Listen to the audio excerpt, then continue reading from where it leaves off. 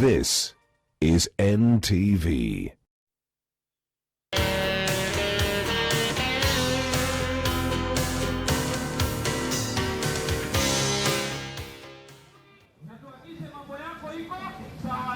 Well, a bright morning here at Rongo Trading Center, where the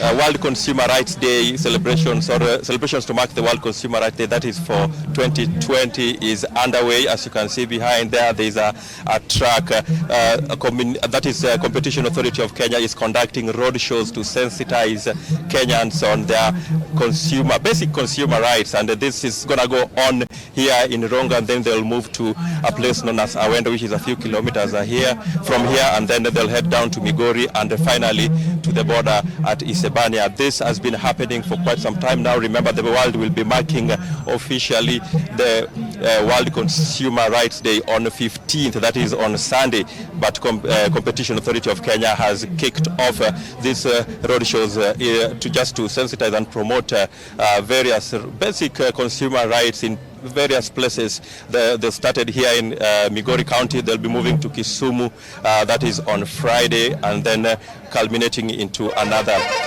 round of these roadshows in Kakamega. That should be on Saturday. And right here with me is the Consumer Protection Manager for Competition Authority of Kenya, that is Mr. Boniface Kamiti, who is going to shed a little light on what really is going on and maybe share with us their mandate as CAK. Boniface, welcome to the show. Maybe to kick off this interview, tell us briefly what is the mandate and who is the Competition Authority of Kenya?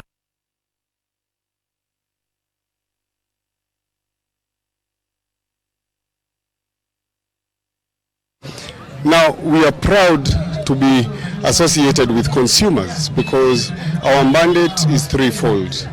One, the authority regulates what is called market structure. Any mergers and acquisition, or two companies that want to merge, or one company wants to acquire another company, needs to come to the authority for approval.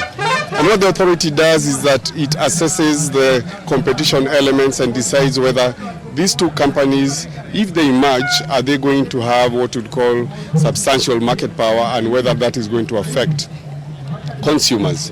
And we've authorized quite a number of mergers that obviously we have seen that do not have any competition concerns.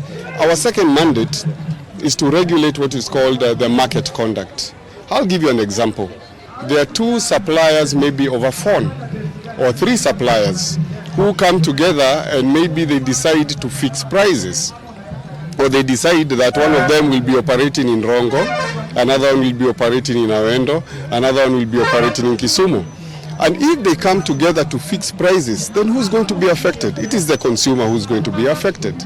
So the authority comes in to investigate such conduct and ensure that these companies are not fixing prices, or they are not allocating markets to, that is going to affect prices, or it's going to affect the choices that consumers have. The other mandate is on consumer protection.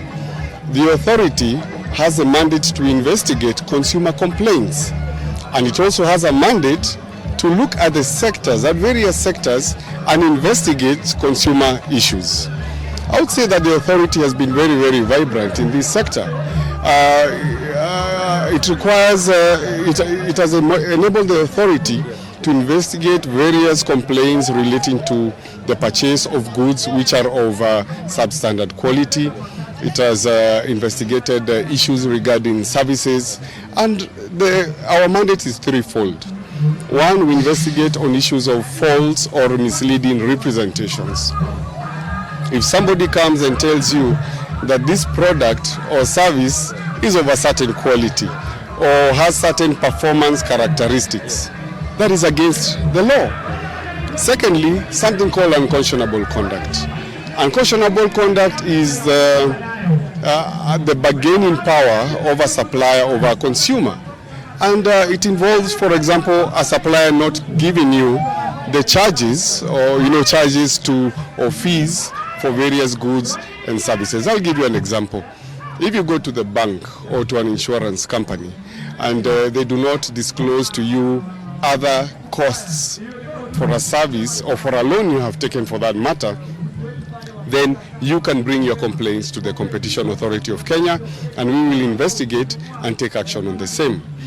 The other aspects of our law is that we can investigate issues of product safety, issues of defective and unsuitable goods, as well as ensuring that expiry dates and information on products, for example, on products that consumers consume, have the information. For example, the expiry dates or the list of ingredients or calorific information. Now we come to the World Consumer Rights Day. The authority is proud to be celebrating its 5th World Consumer Rights Day.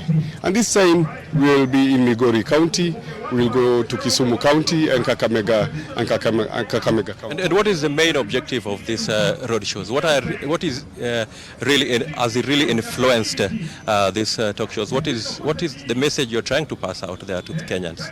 Now the message you want to pass out to consumers is that they have a right to complain. They have a right to information so that they may gain full benefit to goods and services. They have a right to compensation. They have a right to goods of good, that are safe to the consumers. And all these rights are actually expounded or articulated in Article 46 of the Constitution of Kenya. And so our mandate as the authority is to come in and protect consumers as per what has been provided in the Constitution of Kenya. And we have come down now, we are educating consumers on the same. The theme is on sustainable consumer, or sustainable consumption for that matter. Sustainable consumption is all about what are the rights of consumers towards the products that they consume. But we're also educating suppliers and telling suppliers that what they produce or what they manufacture or what they bring into the country has to be reflective of the rights of the consumer to in terms of sustainable consumption. And this is in line with the Sustainable Development Goals. Now, speaking of the law, there's a Competition Act number 12 of 2020. Maybe will you just expound a bit? What does it cover? How in terms of protecting the consumer here in Kenya? Yes, so the Competition Act covers various aspects. As I mentioned, is that we regulate what is called market structure. Now, regulation of market structure involves companies coming to us that would like to either merge or acquire other companies, and we assess the competition elements and other elements to ensure that when they merge, that they do not affect the prices either in an economy or whatever that they, in terms of the prices to consumers for goods and services is not anti-competitive. Secondly, we regulate what is called market conduct. And market conduct is where we ensure that 3 or 4 suppliers of either goods or services do not come in to fix prices. Because if they fix prices, for example, they fix the price of bread, then it means the price of bread is not going to be competitive. So it means consumers like you and I and the general public that we are seeing here are not going to benefit from a price which has been derived from the laws of supply and demand. And lastly, we have the consumer protection mandate, where we protect consumers from unfair and misleading market conduct. But we have an advisory role to the government. So we advise the government and other state corporations regarding all matters of competition and consumer protection. So in a nutshell, that is the mandate. Now, today, for instance, if my rights as a consumer are infringed, where do I run to? What is the procedure? How do I lodge a complaint? Now, you can lodge a complaint through various ways. You can give us a telephone call through 020-277-9000. You could also send us an email, and our email is complain@cak.go.ke, or you can also send through info@cak.go.ke. You can also come and visit our offices, but we have made it a bit easier. Other than sending it through email, we have created what is called an e-portal system, where consumers can lodge complaints through the e-system. and they immediately get a message that their complaint has been received and is being worked on. And an officer from the authority gets in touch with them, and they are able to go through the process of seeing the level at which the investigation process of their complaint has taken. Well, thank you very much, Bwana Committee, and we wish you all the best as you traverse Nyanza and, of course, Western in the coming days, sensitizing Kenyans about their consumer protection rights. Thank you. Thank you very much. Well, that is Boniface Committee, who is the Consumer Protection Manager with the Competition Authority of Kenya, just trying to provide some insights regarding the process or the event that is happening here at Rongo, and of course what they'll be doing in the coming days. Remember, on 15th, that is on Sunday, the world will be marking the World Consumer Day, and that is something that has been happening for the last 37 years. We started celebrating it here in Kenya way back in 1983, and that's been marked every year, just trying to promote basic consumer rights and also ensuring that those rights are protected and at the same time they are also respected. So we'll be keeping our eye on, of course, the road shows here. From here we'll be moving to Awendo, as I mentioned there, which is a few kilometers away from here, and then we'll head to Migori, which is of course the headquarters of Migori County. That is where we are, and finally this will culminate into another road show at Isebania, that is the border of Migori, of Kenya and Tanzania. So we'll be on that track, just trying to find out more about how this is going to go down. Of course, there's a positive response from residents here in Rongo, as you can witness behind me there, with the staff of Competition Authority, just trying to break it down to a lot of Kenyans here who may not have been aware of where to go to or how to launch complaints in case they feel that their consumer rights have been infringed. So that is what is happening here, and of course we'll be giving you more updates as we move on. Back to the studio.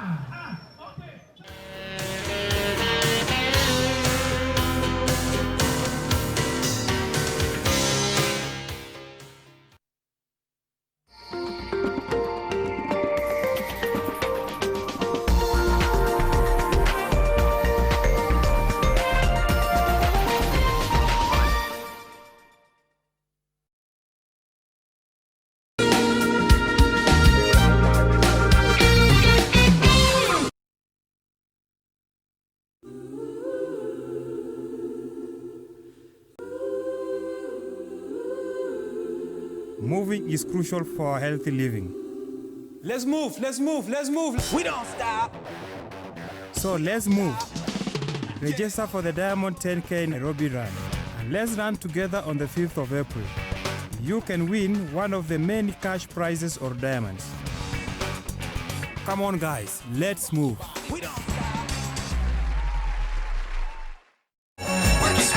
Elizabeth, you shouldn't be teaching. I mean, I can't think of anyone less suited to being a teacher. Hiyo maneno ya kucheza na mfanyikazi wangu mtanikoma, aipehi. Hata niliona ukipea Nyambagea pesa ulikuwa unampatia ya nini? Wewe umezoea shinda, mimi sijazoea shinda bwana. Sikuwa nimepitia kukunywa pombe na mnasafiri usiku. Na vile unakusaidia kazi. Sasa tuache tulale tu leo. Mulale kwa nani? I'm from my morning joke. Kaunaelewa hiyo ni nini? Wacha kujifanya uko klasi yenye hauko na tunaishi kama gwade sisi wote. Chiwa the girl phrase. Lakini surely madam, ukienda jogging for 3 minutes, una expect to burn calories gani? You run is your mouth, that's too much. Nanita mother on what grounds? Elizabeth, you shouldn't be teaching. I mean, I can't think of anyone less suited to being a teacher.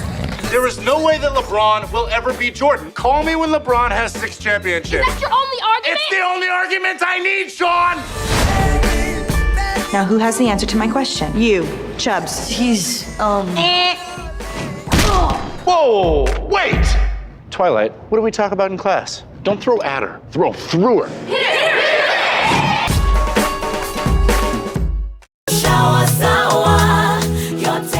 Sour Shower has never been better with the new look Sour. Now with a new formulation too that will leave you feeling fresh for longer, while the soap lasts even longer. In endometriosis, we have this tissue growing outside of this cavity. In between this surgery, that's when they found out I had endometriosis. We know that the longer you have the condition, the higher the chance of developing infertility. I first had to lose my both fallopian tubes and my left ovary. Endometriosis went with all of them. Telling me period pain is normal is then saying that those who have painless periods are abnormal. Someone asked me in church, why do I pray and I can't have a kid? With Lipa na M-Pesa, you get more. Lipa na M-Pesa. Every 100 shillings spent on Lipa na M-Pesa earns you an entry into the draw. Do more with Lipa na M-Pesa.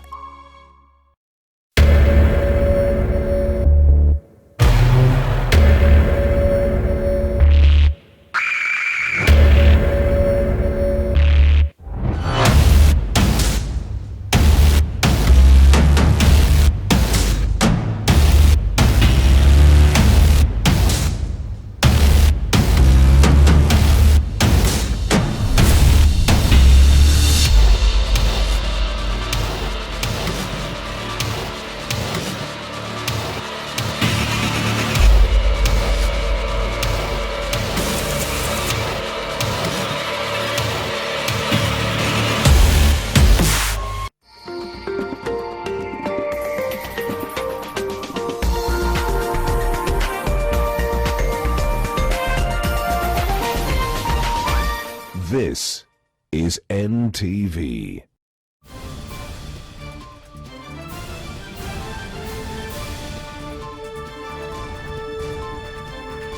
Hujambo mtazamaji, karibu kwenye NTV. Sasa kama ilivyo ada, ni siku ambayo mtazamaji tunaangazia mengi, haswa yale ambayo yanaendelea humu nchini. Na hii leo mtazamaji, tuna awamu ya kwanza na awamu ya pili. Awamu ya kwanza mtazamaji, tutakuwa tunaangazia uhamasishaji wa mwanamke. Kwanza tukiangazia tarehe 8 ambapo ilikuwa dunia nzima inaadhimisha siku ya wanawake, na hii leo tutakuwa tunaangazia tu kwa upana kuhusiana na hatua ambayo mwanamke amechukua kufikia sasa katika uhamasishaji wa mwanamke, haswa na katika ulimwengu mzima ulivyoangazia uhamasishaji wa mwanamke katika jamii. Katika awamu ya pili, mwenzangu Jane Goiri atakuwa anazungumzia swala la virusi vya corona. Iwapo una maoni yoyote, masuala yoyote kuhusiana na mada haya ambayo tutakuwa tunaangazia leo mtazamaji, utawasiliana nasi moja kwa moja at Jane Goiri at Nuru_Abdulaziz na NTV sasa.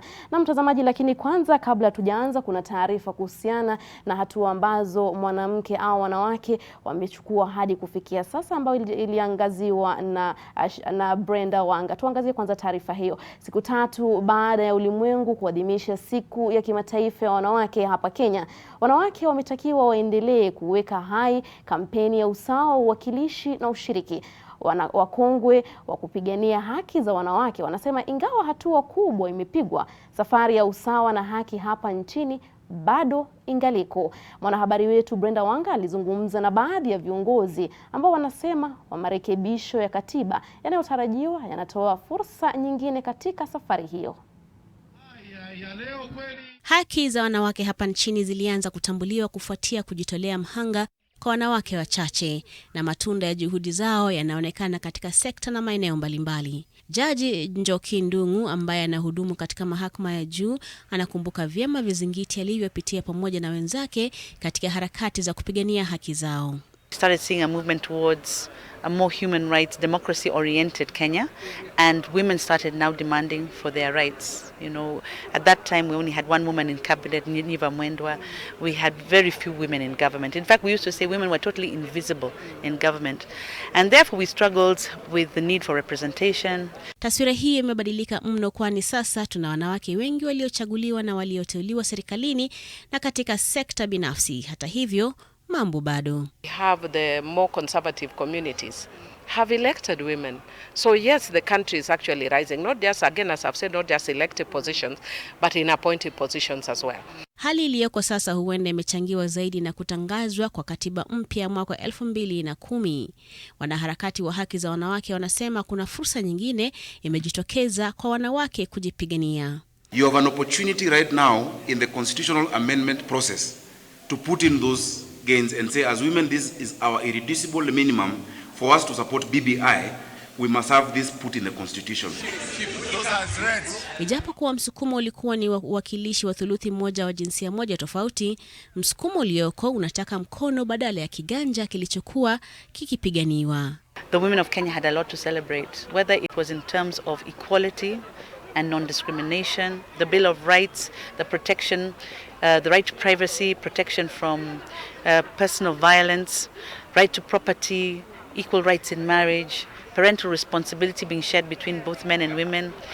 There were a number of things which were to be celebrated there. Na hivyo kizazi kinachoinuka kimetakiwa kisilale. We need to engage young women more. Young women need to be less complacent and to get on. The struggle is still continuing. We've still got a long way to go. Brenda Wanga, NTV. Na mtazamaji, tumefungua rasmi mahojiano yetu. Mtazamaji, mjadala ambao tutakuwa tunaangazia hapa, tunaangazia ambapo kumhamasisha mwanamke katika jamii humu nchini, haswa humu nchini Kenya. Na katika studio wenzangu nina wageni hapa hivi katika studio. Kwa upande wangu kabisa ni Ann Ireri ambaye ni mkurugenzi mtendaji wa FIDA. Karibu sana Ann Ireri.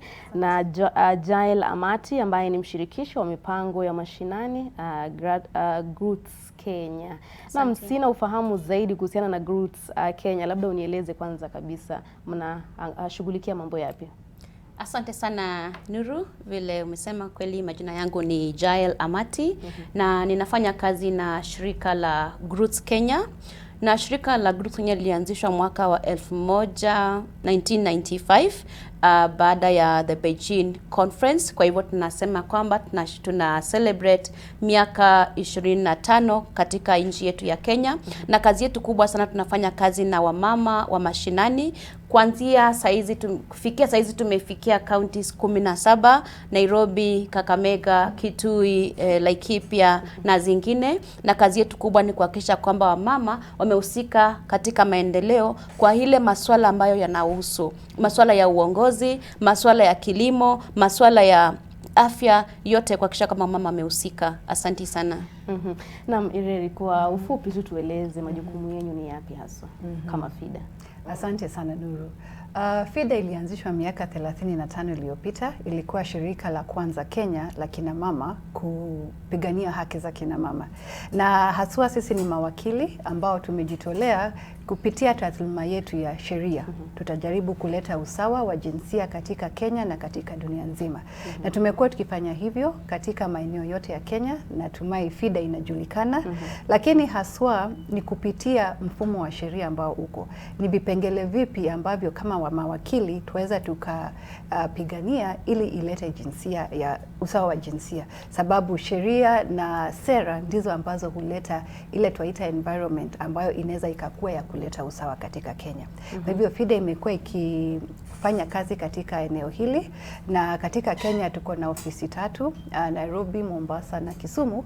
Lakini sababu ya kuwa na kuna need ya kuwa tuko katika mashinani yote, tunafanya kazi pia na mawakili wengi katika Kenya nzima. Na shukrani sana. Na mina maana kwamba nyote mnaangazia haki ya mwanamke, kuhakikisha kwamba labda mmemsaidia, ameweza kuhamasishwa tangu akiwa mtoto hadi akiwa mkubwa, na kuhakikisha kwamba amejiendeleza kimaisha. Na kando na hayo, tunaona kwamba awali mwanamke alikuwa anaangazia usawa wa thuluthi moja wa jinsia moja, lakini kwa sasa wanataka ushiriki, 50-50 tuseme, si ndio? Ukiangazia kwa wale wanawake ambao wamezungumza katika taarifa hiyo, wanasema kuna hatua ambayo tumepiga kufikia kufikia sasa. Na Ireri, una maoni gani kuhusiana na hayo? Kabisa Nuru, tumepiga hatua kwa sababu hata katika ile instance ya kwanza katika katiba ya 2010 ilikuwa mara ya kwanza sheria ya Kenya kusema haswa kina mama watakuwa thuluthi gani ama kutakuwa na usawa gani wa jinsia katika uwakilishi. Na ukiangalia uwakilishi kuna maeneo tofauti. Kuna uwakilishi katika ile tunaita executive ama baraza la mawaziri, kuna wale ambao wanachaguliwa bunge, na kuna wale wako katika nyadhifa mbalimbali za uongozi. Kwa mara ya kwanza tangu mwaka wa 2010 baraza la mawaziri la Mheshimiwa Rais Uhuru Kenyatta sasa lina thuluthi moja ya mawaziri ambao ni wanawake, na tunasema hiyo ni kongole kwake, lakini ni mwanzo tu, sababu kina mama Kenya tuko zaidi ya 50%. Na kwa hivyo wakati ambapo tunasema tunataka uwakilishi wa usawa, sio sababu tu ya hivyo, ni sababu ya kwanza sisi ni more than nusu ya population, na pili kuna maarifa ambao kina mama wanaleta na pia wanaume wanaleta katika ile decision making. Kwa hivyo unapata wakiwa wote wamejumuishwa, kuna ile inaitwa sera ya maendeleo ambao wanaweza wakafanya. Pale ambapo tumekuwa sasa ni katika bunge la kitaifa, sababu katika government za county ama yale county representation, akina mama wameweza kuwa nominated wafike thuluthi moja. Lakini katika bunge la kitaifa hapo ndio tumekwama, na sasa vile ambavyo umesikia viongozi wamesema hatusemi ni thuluthi moja, tunataka 50-50. Hiyo ndio irreducible minimum yetu. Naam, Amati, tunaona kwamba uwakilishi huu umejiashiria sana katika maeneo tofauti tofauti. Ukiona mashinani kwamba unaona mwanamke amehamasishwa vilivyo hasa kuhusiana na siasa, kuhusiana na uongozi? Asante sana. Ukweli vile Ana amesema, ni ukweli tumeweza kupiga hatua, na sana sana tumepiga hatua kwa kutunga sheria, na tumesema ya kwamba tumetunga sheria mzuri, na kama zitafanyishwa kazi ukweli tutakuwa tumesonga mbele sana. Shida imekuwa ni kwamba kufanyisha kazi hizo sheria, na katika mashinani utapata kwamba ukienda mashinani wamama ndio wako wengi kabisa. Na ukiangalia mahali wamehusishwa katika maneno ya vikundi za kina mama kwa zile sekta ndogo ndogo. Na ukweli ya kwamba tumeona progress kama mama amejiunga katika vikundi, wanaongoza, wanaekeza, wanaweza kufanya kilimo pamoja, wanaweza kupata zile pesa za kuhakikisha kwamba ingawaje ni kidogo lakini wameweza kuaccess zile pesa za kilimo na vitu kama hizo. Pia mama mashinani wameanza pia kutambua uongozi wa kina mama, kwa sababu hapo ndio kulikuwa na shida kubwa sana kwamba mama wenyewe walikuwa wanagopa ama wanaweza kufifia. Na kupitia kwa ile kazi tumefanya kama mashirika yasiyo ya kiserikali na mengine, tumeweza kuhakikisha kwamba pia mama wanaweza kubali uongozi wa kina mama. So shida tu ni vile tumesema kwamba shida tu kubwa sasa iko at the national level katika assembly, ya kwamba hizi sheria bado hatujapata njia mwafaka ya kuzifanyisha kazi. Lakini ukienda katika mashinani, mama wamejipanga na wako tayari kusaidia ama kuinua mama wenzao kuingia katika uongozi. Lakini Jael, unaona kwamba mashinani sana, unaona wakati wa labda uchaguzi mwanamke atasimama aseme mimi nataka kupigania kiti fulani, nyadhifa fulani. Mbona wakati mwingine kama ni mwanamke unapata watu wengi, hata yule mwanamke yule ambaye labda amehamasishwa, anaelewa mwanamke huyu tunamhitaji kwa sababu yetu pia, mbona inafika mahali hawampigii ama hawamchagui yeye? I think ni vizuri tukumbuke ya kwamba tumetoka katika historia ambayo watu, kuna mazoevu fulani watu wamepata ili waweze kusaidia kiongozi yeyote, sio hata mwanamke ama mwanamume, lakini kiongozi yeyote. Unapata kunakuwa na ile shida ya pesa. Kabla watu waweze kupiga kura, wanaitaka wapatiwe pesa kidogo. Na unapata wanawake wengi, kwa sababu vile jamii imekaa, wanawake wengi hawajaweza kuwa na zile pesa za kuweza kugawa na kuhakikisha kwamba wanaweza kukusanya zile kura. Hiyo imekuwa ni shida moja. Shida nyingine ni vile pia jamii zetu tumejiunda. Bado hatujainuka kiwango ya kwamba tunaweza kubali mtu yeyote kuwa katika kiongozi. Unapata kuna vitu mingi lazima tupigane nazo sana sana za kijamii, kuhakikisha kwamba tumeweza vuta chini na tuweze kuinua akina mama. Shida ya pesa, shida ya zile culture ama kijamii, shida pia ya ile social, vile wanawake wanaume wanaweka akina mama, ile maongezi wako nayo. Unapata ya kwamba inaweza kuvuta jamii na watu katika grassroots level kuweza kutopatia mama uongozi. Na kuongezea tu tafadhali ni hapo. Jambo moja tumesema kama watu ambao wako katika sekta ya kina mama, ni chombo muhimu kuweza kusawazisha vile umesema ni vyama vya kisiasa. Utapata vile ambavyo mwenzangu amesema Jael, katika mashinani na katika siasa za Kenya, chombo la kisiasa, ile political party ina nguvu sana. Kwa hivyo vyama vya kisiasa vina jukumu wakati ambapo wanaenda katika mashinani kufanya wale candidates ama wale viongozi wawe maarufu, pia watilie mkazo jambo la usawa. Utapata vyombo vya kisiasa ama chama vya kisiasa sana sana ni wanaume, na wakifika pale kuna vitu ambavyo wakiweza kupeleka kama vyama vya kisiasa, wasema wanawake wawe na nafasi, kutakuwa na ile reaction kutoka jamii na watawasikiza, sababu vyama vya kisiasa vina nguvu sana. Kwa hivyo tunawahamasisha na tunawaomba na tunawasihi waweze kuweka usawa wa kijinsia mbele kama nguzo ya chama chochote cha kisiasa Kenya. Naam, kando na hayo, tutawezaje kuhakikisha kwamba tumemhamasisha kuhusiana na uchumi, kujijenga, kupata fedha zake mwenyewe, kujikimu kimaisha, kuhakikisha familia yake imekuwa bila tatizo lolote? Vile ambavyo umesema Nuru, kwa mfano wakilishi ni jambo moja tu katika jamii. Kina mama ndio wako katika mashamba. Ukienda katika sehemu za mashinani, rural areas, asilimia karibu 80 ya wale ambao wanafanya kazi kwa mashamba ni kina mama, ambao ni viegezo wa uchumi yetu. Utapata kama ni katika export business, kina mama ndio wanafanya katika haya mashamba yote. Kina mama kuna mahitaji ya kuwa na chakula bora, afya ya kizazi ama afya yao ambayo ni muhimu sana.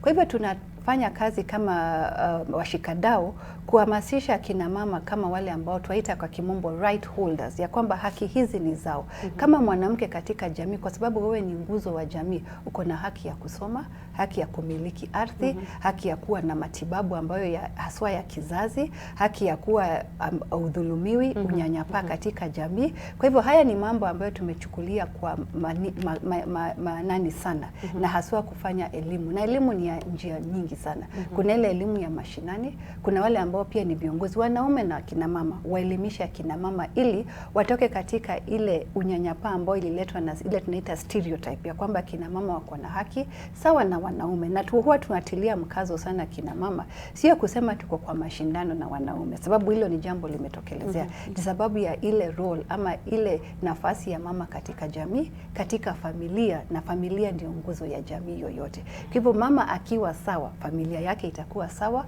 watoto wataenda shule sababu yeye alielimishwa, na mwisho unapata jamii na nchi inakuwa inasonga mbele sababu ya kumhamasisha na kumpatia mama nafasi sawa katika jamii.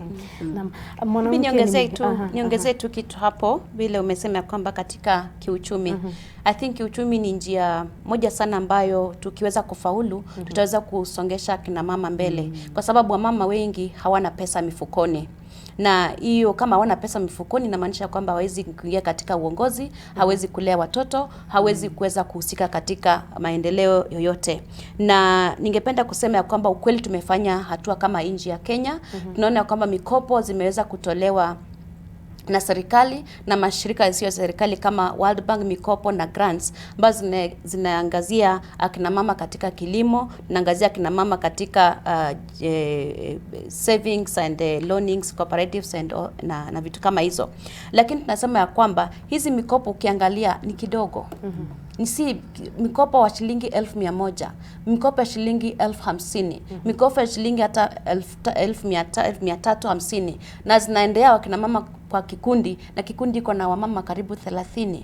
Hivyo unapata kwamba hata ukiweza kugawa ile pesa, kwa sema ya kwamba huwa tunagawa, lakini hata ukigawa unapata pengine ni shilingi 15,000 peke yake, ama shilingi 5,000 ambazo mama anaweza kuweza kupata katika kile kikundi. So unapata kwamba ingawaje kweli kuna mikopo, lakini hiyo mikopo bado ni kidogo ya sana, haziwezi kufikisha wamama mahali ya wako. Kitu kingine pia ni umiliki wa shamba. Miliki wa shamba, hata vile Ana amesema ya kwamba wamama wanafanya kazi kwa mashamba, lakini ukiingia katika mahali kuna pesa ni mahali wakati vitu zinatolewa kwa shamba zinaenda kuuzwa. Zinauzwa katika cooperative. Nani ambao majina zao zimeandikwa kule kwa cooperative? Ni wazee wao ama wanaume. Kwa sababu hao ndio wako na title deed ya shamba. Kwa mama kama anafanya kazi na ana title deed, inamaanisha kwamba hata ile pesa wakati pesa zinatoka katika cooperative, huyo mama hawezi ku access hiyo pesa. Inamaanisha kwamba ataendelea kuwa maskini. Ni posa shirika kama Roots Kenya tumeweza kuangazia maneno ya wamama na umiliki wa mashamba. Na ile kitu tunataka sana ni kuhakikisha kwamba wazee na wamama wanaweza kuwa na joint ownership ya mashamba. Inamaanisha ya kwamba mkiwa katika mkutano wa serikali, mama anaweza sema shamba ni yangu, mzee anaweza sema shamba ni yangu. Kitu kitokezea kama ni loan za mashamba, loan za kilimo, mama anaweza kwenda kule na aone kule jina yake iko pale na anaweza pia yeye kuweza kupata zile loan. So hizo ndo vitu tumefanya progress, tumefanya hatua kubwa sana, lakini ni vitu ndogo ndogo ambazo ni za muhimu sana, tunafaa tutilie mkazo ndio tuweze kuhakikisha kwamba tunafikia ile usawa tunaongea juu yake. Naam, tunaona kwamba kuhusiana na umiliki wa ardhi, mwanamke bado hajamiliki ardhi anavyostahili. Tutaangazia mambo yapi ili kuhakikisha kwamba tumemwinua mwanamke amepata nafasi ya kumiliki ardhi na pia akaweza kujijenga?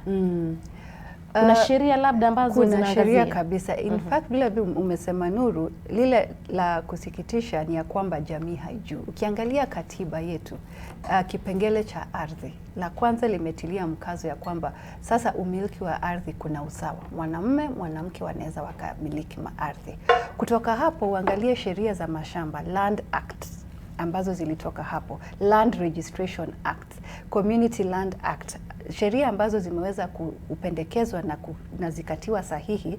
Pia kuna vipengele ambavyo vinafanya kwamba wanawake wanaweza wakamiliki ardhi katika makaratasi, katika ile law.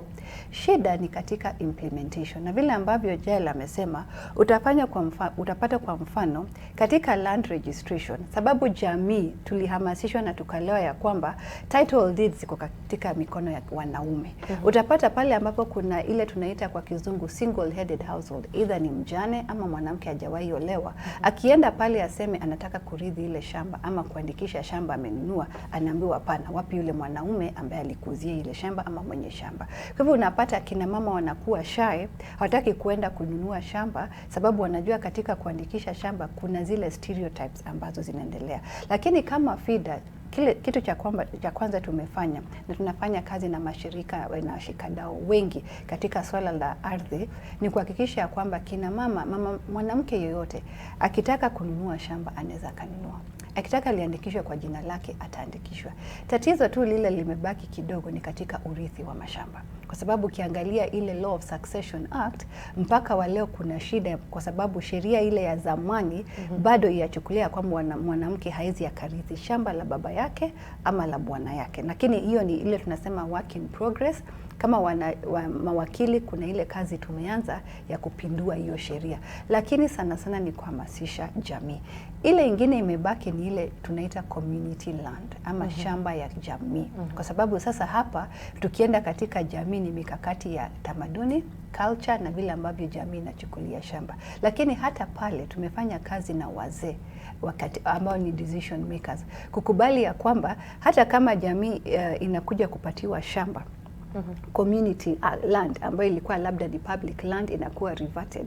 Katika usajili wa mashamba wakumbuke wanawake wako pale. Kuna wamama wajane, wamama wajawahi olewa, wamama labda kama wale wako na shida kama ulemavu, wakuwe aware kwamba kuna diversity. Wasiseme ya kwamba mashamba yataandikishwa kwa wanaume peke yao ama watoto wa kiume. Hilo ni jambo ambalo sheria imetilia mkazo, lakini ile kazi iko ni implementation. Vile ambavyo Jael amesema, Kenya ni nchi ambayo inajulikana kimataifa upande wa sheria na sera, tuko nazo nyingi sana ambazo tukatilia mkazo na implement fully, tutakuwa na usawa ama ile sheria itakuwa inafanya ile kazi ilikuwa inadhaniwa kufanya, ambayo ni kuleta usawa. Kwa hivyo tumepiga hatua. Ukisikiza kule wale tunaita trailblazers, wale walitoka mbali watakuelezea wakati huo hata ungeweza kudhani kama mwanamke ungekuwa tana gari ama na shamba, lakini tumepiga hatua, lakini kazi haijaisha. Kazi imebaki ni kuhamasisha jamii na kuhakikisha ya kwamba zile sheria zimeweza kuwa implemented fully. Naam, kuna kongamano ambalo miaka 25 iliyopita ilifanyika Beijing. Katika mkutano huu kuna mapendekezo ambayo yaliangaziwa.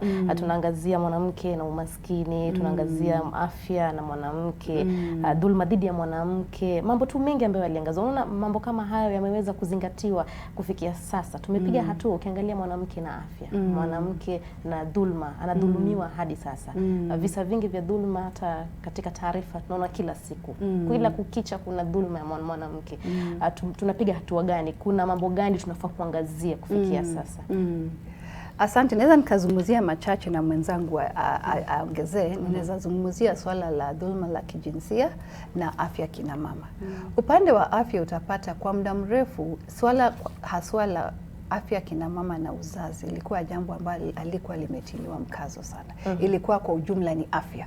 Lakini baada ya Beijing na baada ya hata hii katiba mpya, kuna ile kipengele ya economic social rights za kina mama ya afya, na kuna mkazo haswa ya afya ya kizazi, na ni jambo ambalo katika sheria na katika sera wameanza kulitilia mkazo.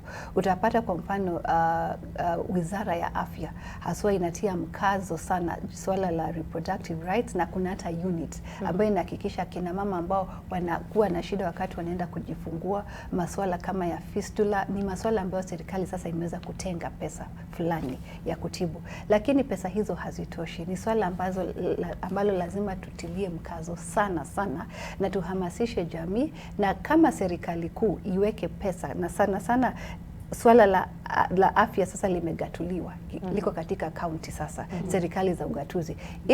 Ili iweze kuwa ni ya maana, itabidi county governments ziwe zimehamasishwa katika policy ya afya ama sera ya afya, itilie mkazo swala la afya ya kizazi. Upande wa dhulma utapata sheria ziko. Kuna Sexual Offences Act.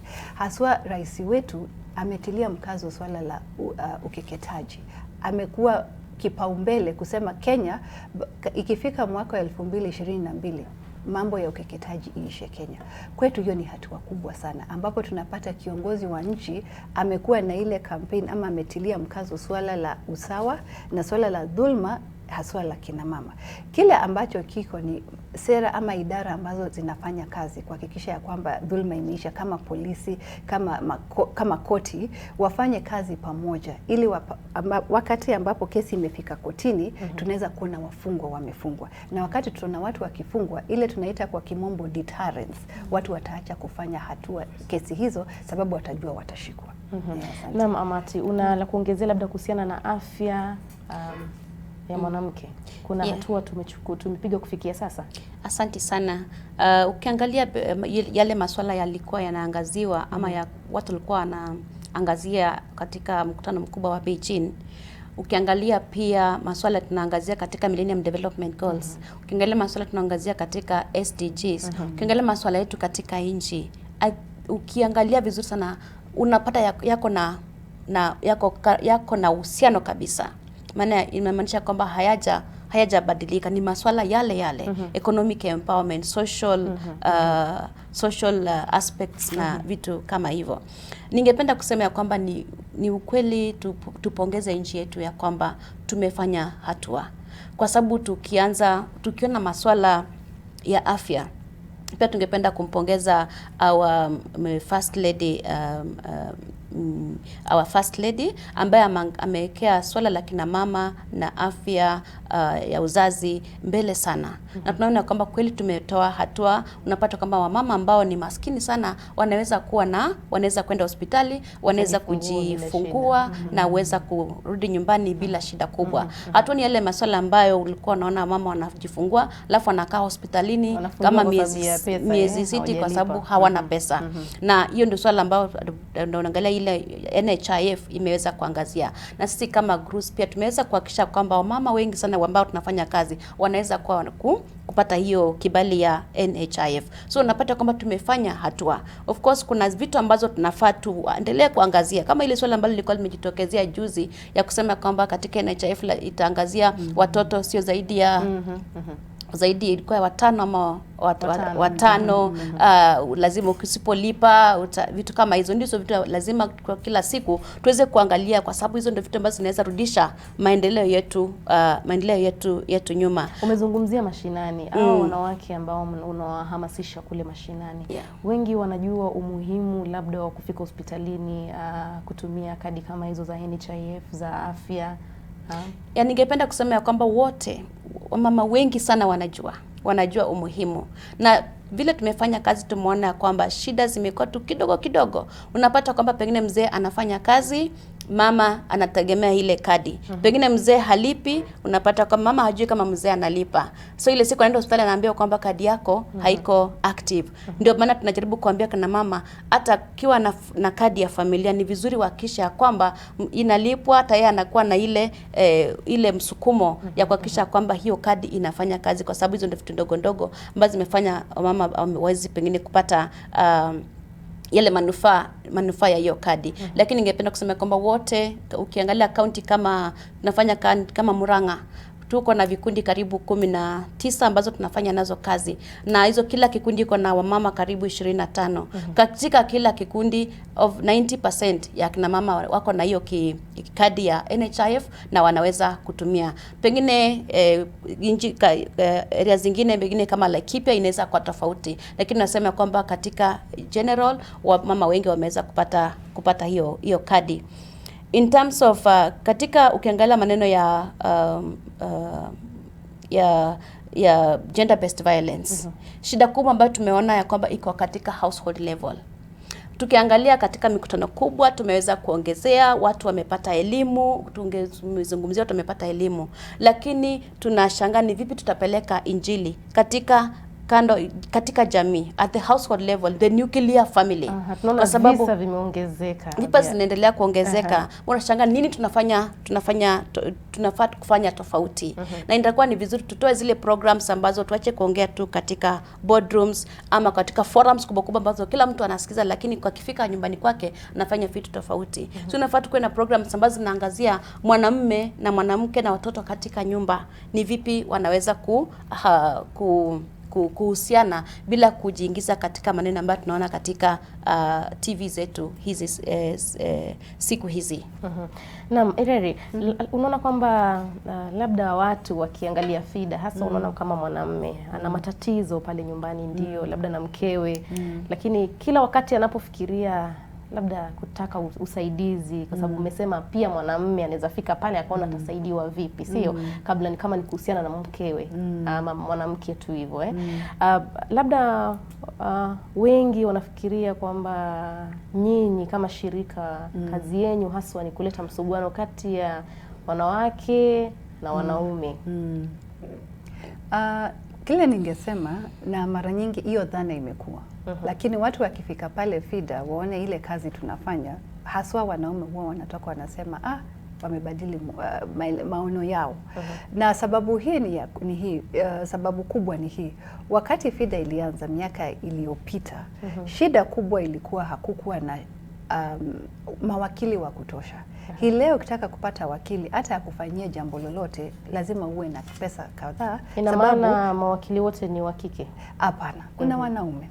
Na kile ambacho tunajaribu kuelezea na kuhamasisha jamii ni ya kwamba ukifika pale FIDA kuna ile tunaita mediation process ambayo ni mojawapo ya mambo ambayo Chief Justice anahamasisha sana. Sababu kumekuwa na mwamko ya kwamba sio lazima kesi zote tufike kotini, sio lazima tuangaliane tubishane. Kesi nyingi ni kutoelewana jambo moja ama mbili, na tukiketi chini na mtu ambaye hachukui upande wowote ataweza kutufanya tuelewe kwa haraka. Kwa hivyo tuseme FIDA inaweza kuwa suluhu kwa tatizo hilo ambalo alikuwa akizungumzia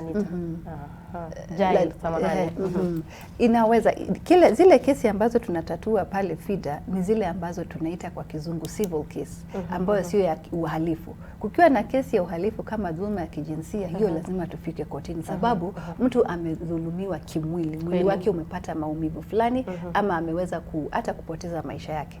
Lakini kesi kama kwa mfano zingine za mashamba, kesi za kutoelewana nyumbani, maneno ya personal law kama maneno ya watoto, ukifika pale FIDA center, na tumekuwa sasa a family mediation center ambayo hata idara ya mahakama inatutambua. Tunafika pale tunatatua kesi, na umuhimu wake nini ama uzuri wake nini? La kwanza, it is way cheaper. Ile hautatumia pesa nyingi kwa sababu utafika pale siku moja, kesi yako isikizwe, na kuna ile flexibility. Unajua ukifika kotini, sheria iko very fixed. Sheria ina mikakati yake. Kuna zile karatasi nyingi. Hawezi kuwa na ule uzoefu wa kusema tupumzike kidogo, tuende tukunywe chai, turudi tuendelee na kesi. Sheria hufuata kotini, inafuata mikakati. Lakini mkitoka kotini, mketi chini, unapata watu wanaelewana. Na mbona ni muhimu waketi chini badala ya kwenda kotini? Utapata kwa mfano kuna watoto hawana makosa wakati ambapo wazazi hawaelewani. Kile ambacho tunaweza fanya, na ndio tunasema ile tunaita best interest of the child, ni ya kwamba tunaweka maslahi ya watoto mbele. Ndio kama baba na mama kuna tofauti ya dhana, lakini maisha ya mtoto haifai kuathirika. Lakini mkienda kotini mwanze kupigana sana, maisha ya mtoto inabadilika, sababu kumbuka bado wewe ni baba yake, wewe ni mama yake. Kwa hivyo tunatafuta hii tunaita ADR, Alternative Dispute Resolution Methods, ili pia katika jamii tusiwe jamii ambayo tunapenda kukorofishana. Iwe ni jamii ambayo ndio tunakubali tuweza tukakuwa na tofauti ya dhana ama ya maono, lakini sio lazima tufikishane kotini kila wakati. Na pili, utapata wakati tunaketi chini, tunafika asubuhi, tunatatua kesi, watu wanarudi katika biashara zao. Ingawa as opposed kwenda kotini, utapata kesi imehairishwa, umeenda kotini karibu mara 7 kwa kesi moja. Tatizo kubwa kabisa. Ndio sababu tunasema tunahamasisha jamii, na ni kazi tumeanza na idara ya mahakama. Kuna task force ambayo inaendelea, jopo kazi ya kukusanya maoni, ilikuwa inakusanya maoni kutoka kwa wananchi kuhusu ADR, na wakati watamaliza kazi yao watapendekeza ripoti yao kwa jaji mkuu. Lakini kazi yao kubwa ni kufanya jamii ielewe, sio lazima tupelekane kotini. Mambo mengine tuketi chini tuelewane, lakini pale kuna uhalifu, hiyo lazima tufike kotini, sababu hiyo ni kesi ya serikali. Lakini kutoelewana ama kukuwa na dhana tofauti ni kawaida kwa binadamu. Lakini kama tuweza suluhisha ili pia kama jamii nzima tuwe na ile tunaita peace building. Tuone ya kwamba tuweza tukatofautiana, lakini sio kumaanisha tupigane. Tuweza keti chini tusuluhishe maneno. Umezungumzia mambo ya kusuluhisha maneno. Si jambo rahisi. Kumbuka ni miaka mingi sana. Lakini hadi sasa bado kuna visa kama hivyo. Na Matirona, tumekosea wapi kama jamii? Wewe uko unashughulika haswa mashinani. Asante. Ni swali ambalo lazima tuendelee kulizungumzia. Si kitu ambacho tunasema ya kwamba tuko na jawabu hivi sasa. Na mimi nikiangazia sana naangazia mashirika kama makanisa. Na ni vizuri sana tuhusisha makanisa kwa kazi ambazo tunaweza kufanya, na pia kanisa pia juu ya kwamba iko na jukumu kubwa sana kuangazia masuala ya kutoelewana katika familia. Na pia kijamii, ni vipi wazee wetu ambao tunawaangazia kufanya uamuzi katika mashinani, ni vipi tutaweza kuwahusisha na kuhakikisha kwamba wamepata zile skills ama wamepata ile elimu ya kuweza kuzuluhisha maneno katika kijamii bila kuegemea upande wa mama ama bila kuegemea upande wa wazee. Lakini nasema kwamba mara mingi sana wanaelekea upande wa wazee, kwa sababu kila mara mama anakuwa ni kama mgeni mahali ameolewa. So wakati watu wa pale wanasuluhisha hilo jambo, wanamuona kama mgeni na mara mingi sana yeye huwa anapoteza. So tunasema kwamba tuangazie sana hizi vikundi za kijamii. Makanisa tuziangazie sana, tuweze kufanya kazi nazo, tufanye kazi na vikundi ya wazee na wamama ambao wamekoma katika vijijini. Mara mingi huwa tunaangalia ili waweze kutusaidia kufanya uamuzi. Wakiweza kupata nafasi ya kusoma kwa na sheria iko namna gani, kwa sababu mara mingi wanafanya uamuzi kulingana na vile babu zetu wa kitambo walikuwa wanafanya uamuzi bila pia kuangazia sheria inasema nini. So ni vizuri wakati tunafanya nao kazi pia waweze kupata elimu ya kufunzwa, sheria inasema hivi, jamii inasema hivi. Wakati wanafanya uamuzi wanaweza wasiegemee upande moja ama wasifanye uamuzi ambao itaumiza mtu mmoja katika ile familia. Naam, tukiangalia mambo haya yote ambayo tumegusia, tunalenga elimu ya mtoto wa kike. Elimu ya mtoto wa kike tangu kale labda hadi sasa tumepiga hatua gani? Tunafaa kuendelea kumhamasisha mwanamke kielimu. Naam. Mengi yamefanyika. La kwanza vile umesema ni ile awareness ama hamasa ya kwamba mtoto wa kike na mtoto wa kiume wafike shule pamoja. Kile ambacho tumeweza kuangazia ni sababu ambazo zafanya mtoto wa kike asiendelee na shule.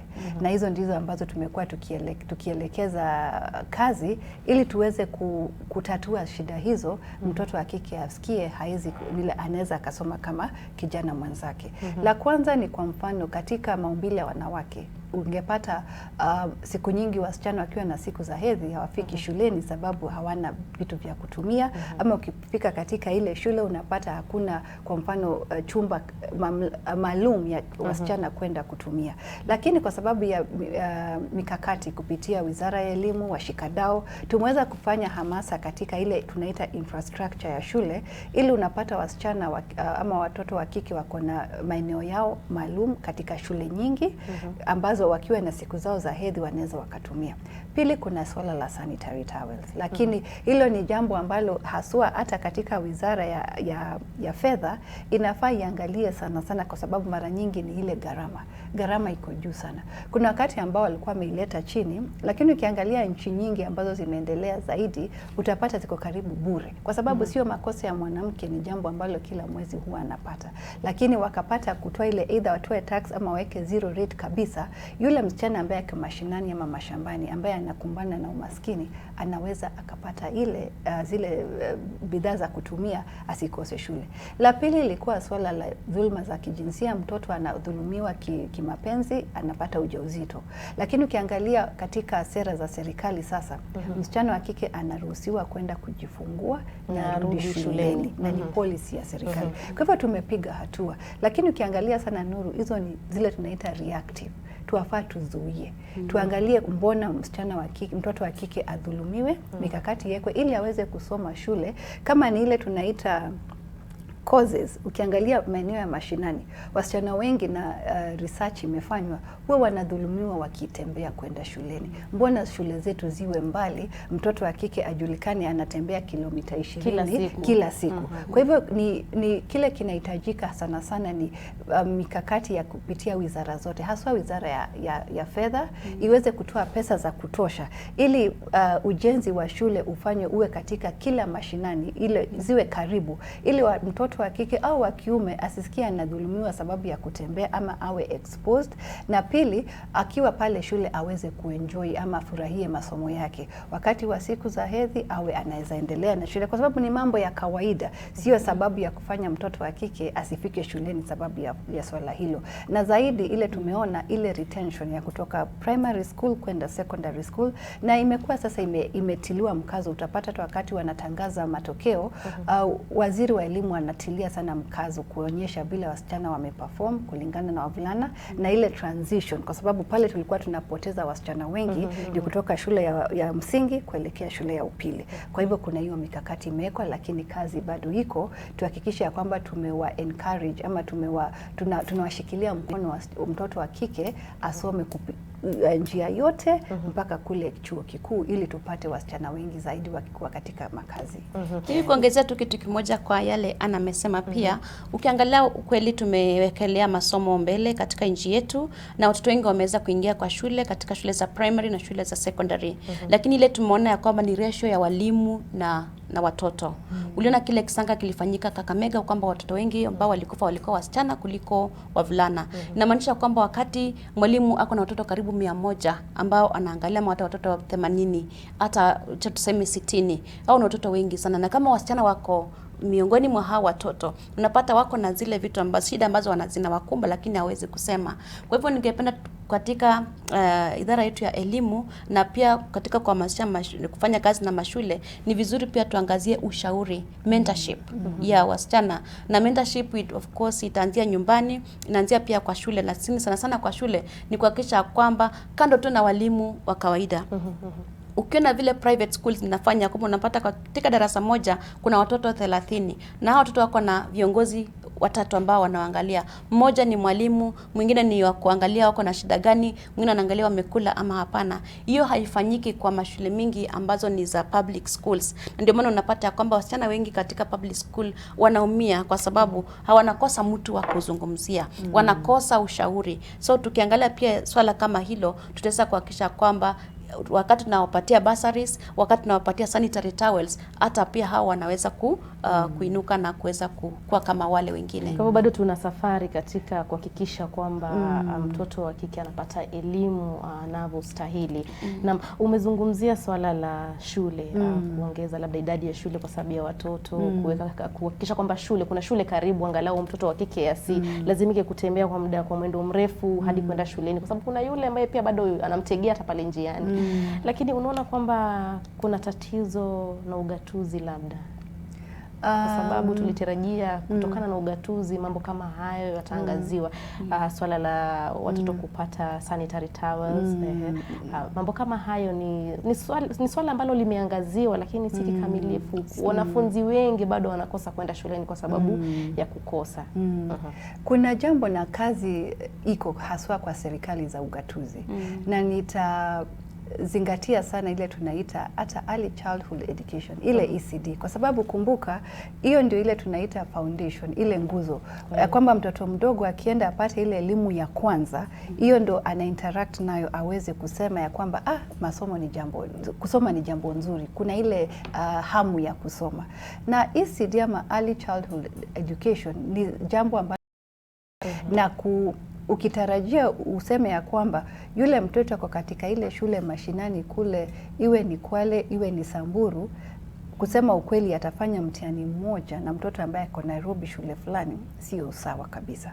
Kwa hivyo kuna kazi sana haswa katika county governments, kuanzia ile early childhood education, invest katika infrastructure. Na mara nyingi utapata watoto wakiwa wadogo hawana mahitaji mengi, ni kuweka tu kutafuta wafadhili ama kutenga pesa ambapo watoto watasoma, kwa sababu mara nyingi ni kucheza na kuelewa.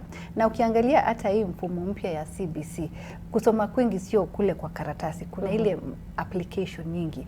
Kwa hivyo kuna kazi, na tuwasema haswa katika sekta ya elimu watie mkazo kuanzia mwanzo mpaka mwisho. Jambo lile lingine nilitaka kuongeza, Nuru, ni hili, ili tuweze kupata watoto wengi Kenya wakisoma, wakimaliza shule lazima tukue na mikakati ya kutafuta kazi. Sababu ikiwa nitasoma miaka karibu 20 nikiwa shule, nitoke nione hakuna kazi ama hakuna njia ya kunifanya nipate kazi. Kumbuka wakati huu wengi unasema kwamba hakuna kazi.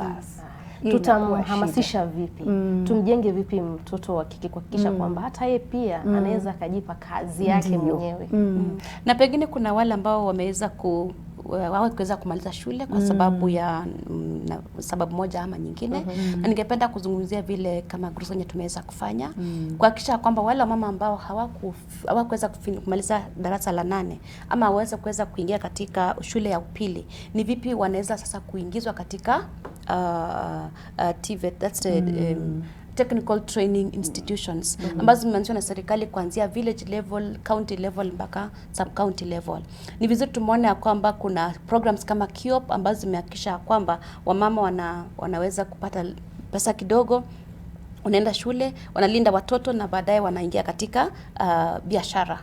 So itakuwa ni vizuri pia tuangazie ni vipi kando na masomo ya kawaida kama na masomo, ni vipi tutaweza kuingisha kina mama katika biashara, katika employment, ile decent employment. Hata kama hawakumaliza shule, ni vipi tutaweza kuwajenga. Na wakati tunatengeneza mikakati vile serikali imetengeneza mikakati ya wasichana kurudi shuleni, ni vizuri ukiangalia kama TVETs mingi ama hata university saizi, utapata kwamba kweli wasichana wako shule, lakini kuna shida mingi ambazo hazijaangaziwa. Shida moja ambayo hazijaangaziwa unapata ni child care.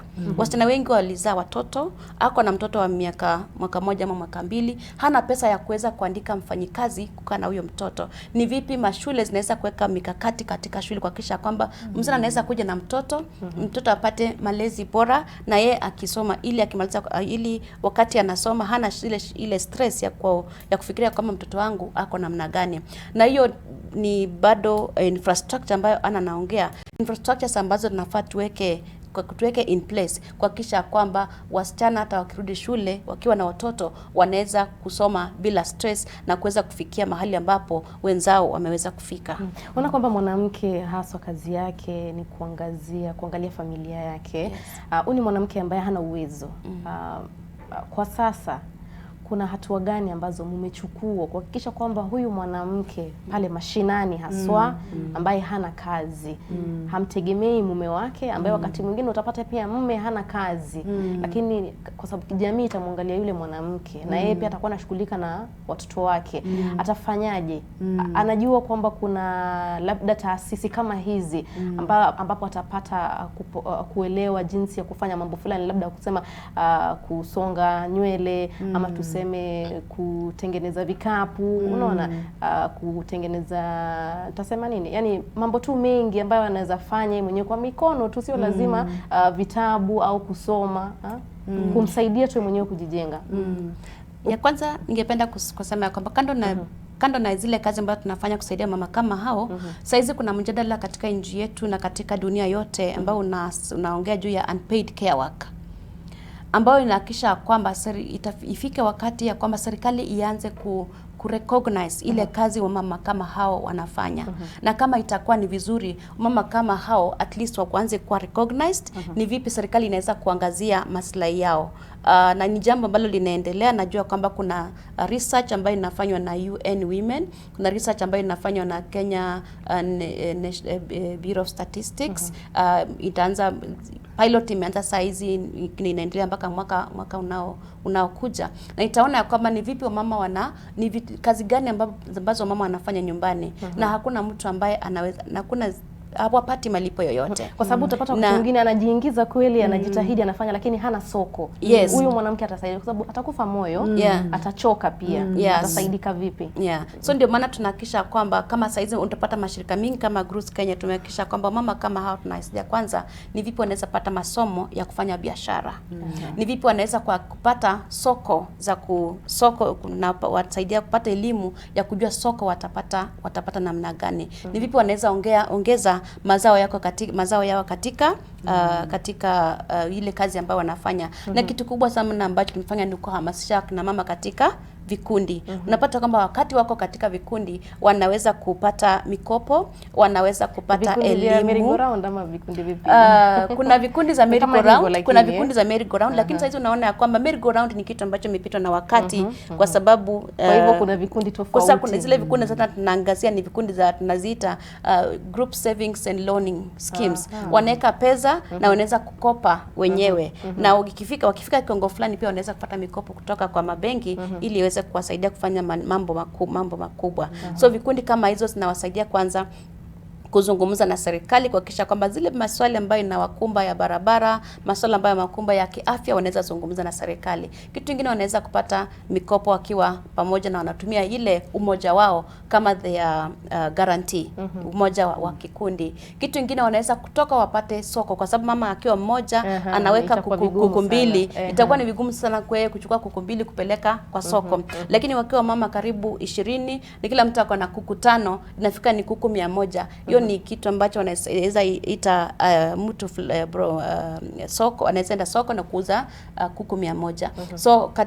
So tunapata kwamba nguvu mingi ya kina mama imekuwa katika ni kujipanga kwao katika kijamii na kuweka vikundi, na wengi wanakubali makundi kama hayo kujiunga. Mama wengi sana, ukiangalia katika nchi yetu, tulifanya study moja katika Kakamega na over 75% like of the women ambao walikuwa katika mining ama ni mining sector, wote walikuwa wamejiingiza katika kikundi. Kama sio vikundi za kanisa, ni vikundi za kijamii. So ukiangalia mama wengi sana wameingiza katika vikundi. Wale watu ambao wako katika vikundi na wanaumia sana ni wale wamama wachanga 35 years and below. Kwa hivyo bado hawa hawajajihusisha na wanafahamu, au labda tu hawashughulikii mambo kama hayo. Labda wanaelewa, wanajua kwamba kuna makundi kama hayo.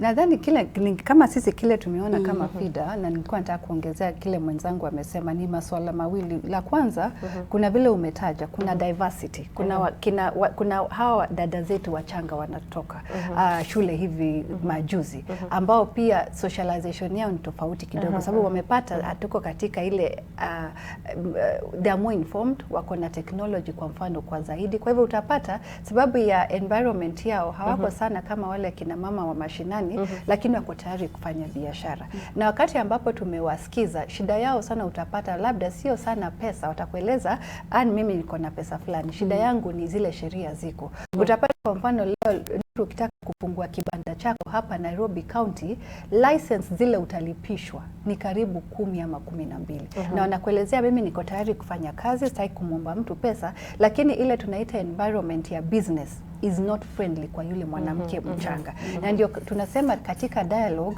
tukiongea na serikali wakati ambapo kipa umbele biashara Kenya as a business destination, wakisema ile tunaita famous ease of doing business, pia waonyeshe katika SMEs ambazo nyingi ni kina mama. Mama wa Kenya leo akitaka kwanza biashara ya kuuza vikapu, ya kuuza nyanya, kuna vitu vingi sana vya mzuia, na nyingi ni vitu vya kisheria, unaambiwa unataka license permit nini na nini. Kwa hivyo inabidi, na ndio tunafanya kazi na private sector pia, kuwa na ile mjadala na serikali kueleza, sikizeni serikali, kina mama wataki kuomba pesa, wako tayari kufanya biashara, lakini ile environment ama zile mahitaji ya yeye kwanza biashara ni mengi sana. Lazima mketi chini uifanye iwe rahisi kwa yule mama kufanya biashara. Kama ni permit ni moja, mtueleze ni ipi. Kama ni timing ya kulipa ni leo, asiende kulipa leo county council ama county government, kesho anapatwa na maafisa anaambiwa hapana, huna ya hii. Kesho nyingine atafanya biashara vipi? Na wakati tumeketi na wao,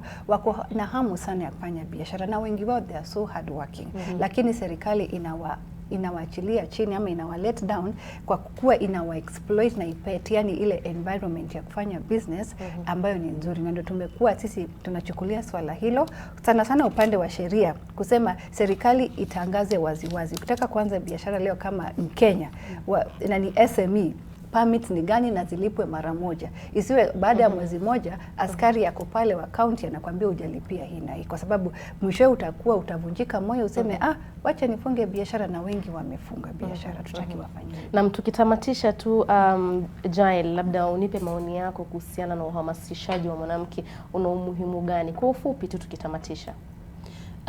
Uhamasishaji wa kina mama uko na umuhimu sana, kwa sababu kwanza utakisha kwamba wamama na wazee wote wanahusika katika maendeleo. Kwa sababu kama jinsia moja itaachwa nyuma, utapata kwamba jinsia moja inafinyika. Mimi naona kwamba ukiangalia katika nyumba, wakati mzee anafanya kazi, mama hafanyi kazi. Wakati mzee anaweza soma, mama hawezi soma. Wakati mzee anaweza chukua mkopo, mama hawezi chukua mkopo. Unapata kwamba ule mzee anafinyika na inaleta conflict katika nyumba. Na hiyo conflict katika nyumba inakuwa conflict katika society, inakuwa conflict katika nchi mzima, inakuwa conflict kwa dunia mzima. Kwa hivyo tunasema ya kwamba tukiweza kusawasisha, kuhamasisha kina mama na wazee, kuhamasisha kina mama ama kuhakikisha kwamba sheria their rights zimekuwa observed, tutapata maendeleo, tutaweza kupata kiwango kikubwa sana katika maendeleo yetu. Na kisheria unaona kwamba tutafikia uhamasishaji wa mwanamke? Tutafika. La kwanza, Nuru, ni kusema tungependa Wakenya waelewe kuhamasisha haki za kina mama, tuko mashindano na wanaume. Tuko usawa. Kile tunataka ni usawa, kwa sababu jamii ikiwa sawa ndio inayopata maendeleo. Kwa hivyo katika jamii yetu tusiwe tunaangalia kwamba tukihamasisha ama tukisema haki za kina mama tuko mashindano. Hapana, haimaanishi hatutilii mkazo haki za mwanaume ama mtoto wa kiume. Tunataka kila mtu akuwe usawa, na kwa sababu kihistoria mwanamke alikuwa ameachwa nyuma, ni vile ambavyo waweza anza mbio mshindane muwe sawa, lakini mwenzako ako kilomita moja mbele. Tunataka hiyo kilomita iwe ifupishwe, tuanzie mahali moja, tuheshimiane, tuwe na haki za usawa, ili mwishowe uangaliwa wewe ni Mkenya, sio Mkenya mwanamke au mwanamume, wewe ni Mkenya, wewe ni kijana, wewe ni kiongozi, ili mwishowe ni kwa madhumuni yetu kama shirika FIDA ni tupate, tunasema jamii ambayo imeendelea, a society that is free from all forms of discrimination. Kwa hivyo hatuko katika katika mashindano. Kile tunataka ni usawa, kwa sababu jamii, familia ama vikundi ambavyo viko sawa inakuwa ni jamii sawa na mwisho wa nchi inakuwa ni sawa. Kwa hivyo hiyo ndio tungetaka tuendelee. Kazi ilianza miaka 25 iliyopita, lakini bado tuendelea na kazi sababu bado kuna yale ambayo tujafanya. Naam, shukrani sana Annie Reri na Jael Mati kwa kuweza kufika katika studio na kuangazia tu swala hili lizima kwa kuhusiana na uhamasishaji wa mwanamke. Mtazamaji, tunaona kwamba mwanamke anajitahidi vilivyo kuhakikisha kwamba kuna usawa, uwakilishi na ushiriki. Na pia mtazamaji, usawa wa thuluthi moja wa jinsia moja pia wamekuwa wakiangazia, lakini tunaona kwamba kwa sasa wanaangazia ushiriki, yani 50-50 kufikia sasa katika uongozi, afya, uchumi, masuala mengi, kuangazia elimu ya mtoto wa kike. Lakini mtazamaji, kufikia hapa sina budi kutamatisha awamu ya kwanza ya NTV. Sasa nitampisha mwenzangu Jen Goiri ambaye atarejea baada ya mapumziko kuzungumzia kuhusu virusi vya corona. Usiende mbali, tulia papo hapo.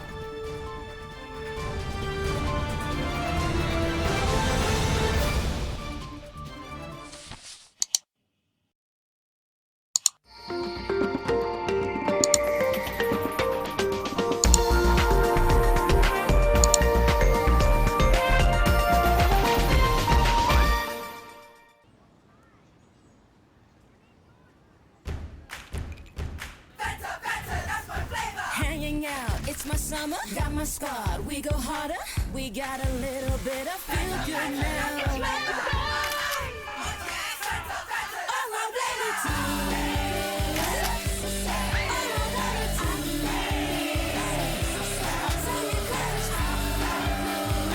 Let's have a little bit of flavor. Kisha tusonge mbele, kisha tusonge mbele, kisha tusonge mbele. Tusonge mbele na Fiber Mobile. Get a Fiber SIM card today and enjoy Tusonge mbele bundles at affordable prices. Elizabeth, you shouldn't be teaching. I mean, I can't think of anyone less suited to being a teacher. There is no way that LeBron will ever beat Jordan. Call me when LeBron has 6 championships. Is that your only argument? It's the only argument I need, Sean! Now, who has the answer to my question? You, Chubbs. He's, Whoa, wait! Twilight, what do we talk about in class? Don't throw at her, throw through her.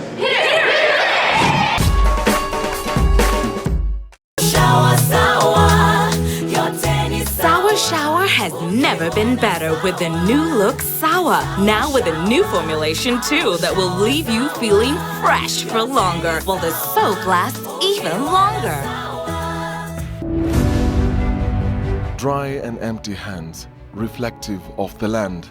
Where is the food?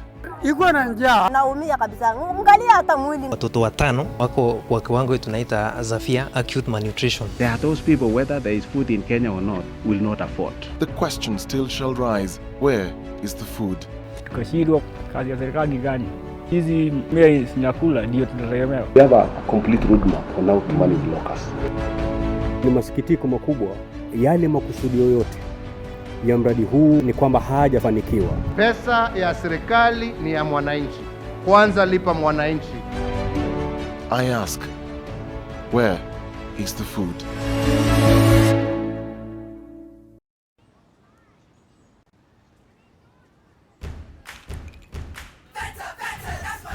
Hanging out, it's my summer, got my squad, we go harder, we got a little bit of feel good now.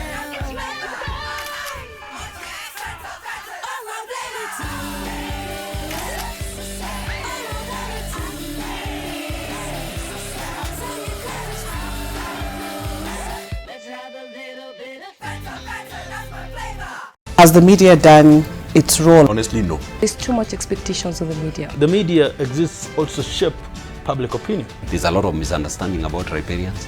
Why now? The riparians, they just come, you cannot trace them. The media has not done it so clearly. Media inatufanya sisi tunajua siri. To some extent, the media was vindicated.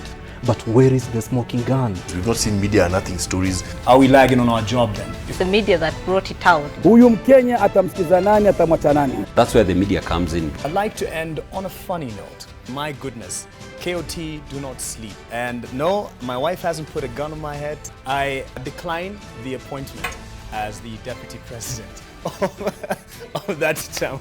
On that note,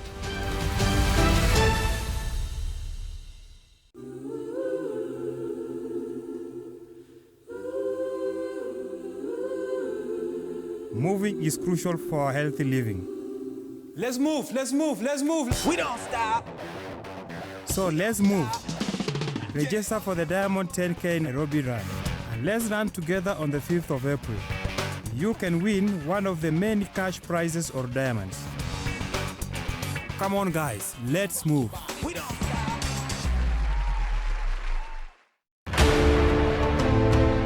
The city of Nairobi, a concrete jungle. Whether in the upmarket or mid to low tier markets, housing was everyone's dream. We all wanted a piece of the pie, and then it began to unravel. Welcome to today's auction sale. How did we get here? If you buy a house, it will always appreciate. That's nonsense according to standard economics. Why people invest in property? Sometimes they never even look at the yield. How bad is the situation? For 4 consecutive quarters, we've seen negative prices. Is there any way out of this mess? It's a good time to start talking about repurposing some of these buildings.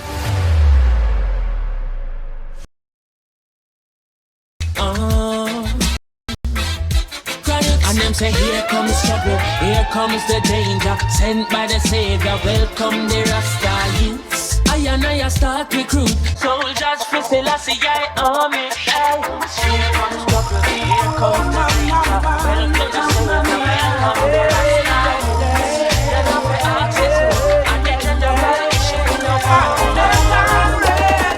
When you all look down on that different, I hear an ex you dead.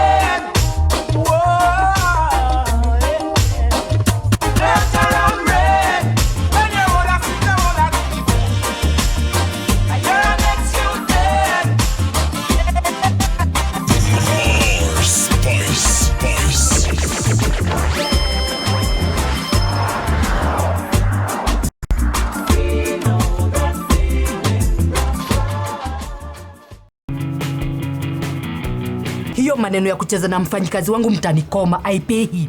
Hata ni ukipea Nyambagea pesa ulikuwa unampatia ya nini? Wewe umezoea shinda, mimi sijazoea shinda bwana. Sikuwa ipitia kukunywa pombe na mnasafiri usiku. Na vile nimekusaidia kazi. Sasa tuache tulale tu leo. Mulale kwa nani? I'm from my morning joke. Kau unaelewa hiyo ni nini? Wacha kujifanya uko klasi yenye hauko na tunaishi kama gwade sisi wote. Chiwa the girl phrase. Lakini surely madam, ukienda jogging for 3 minutes, una expect to burn calories gani? You run your mouth is too much. Nanita mother on what grounds?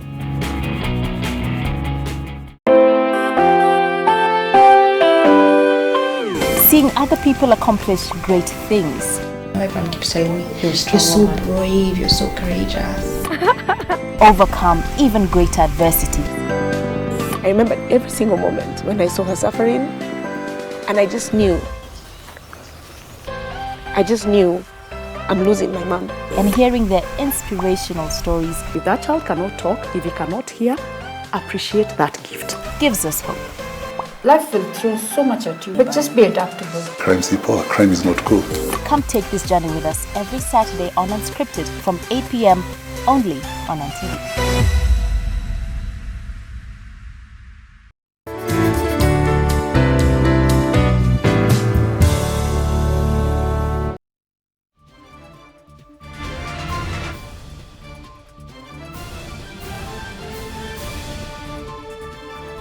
Mtazamaji, basi karibu katika awamu ya pili ya NTV. Sasa tunageuza kidogo kutoka masuala ya wanawake na kuangazia masuala kuhusu afya, ikiwa ni siku ya Jumatano. Siku ya leo tunataka kuangazia virusi vya corona, na ndani ya studio tuko na Daktari Peter Borus ambaye ni meneja operesheni kutoka shirika la afya duniani WHO. Karibu sana. Daktari, tumezungumza sana kuhusu virusi vya corona na watazamaji wengi wanauliza, hii ni homa ya kawaida, ni nini hasa?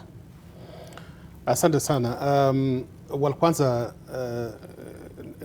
nifanye tu correction kidogo ya kwamba mimi ni ofisa ya kisayansi. Afisa wa kisayansi katika shirika la afya duniani. Na kuhusu hii corona virus ama ugonjwa wa corona ni hali ya homa ambayo inadhuru watu wa umri yoyote.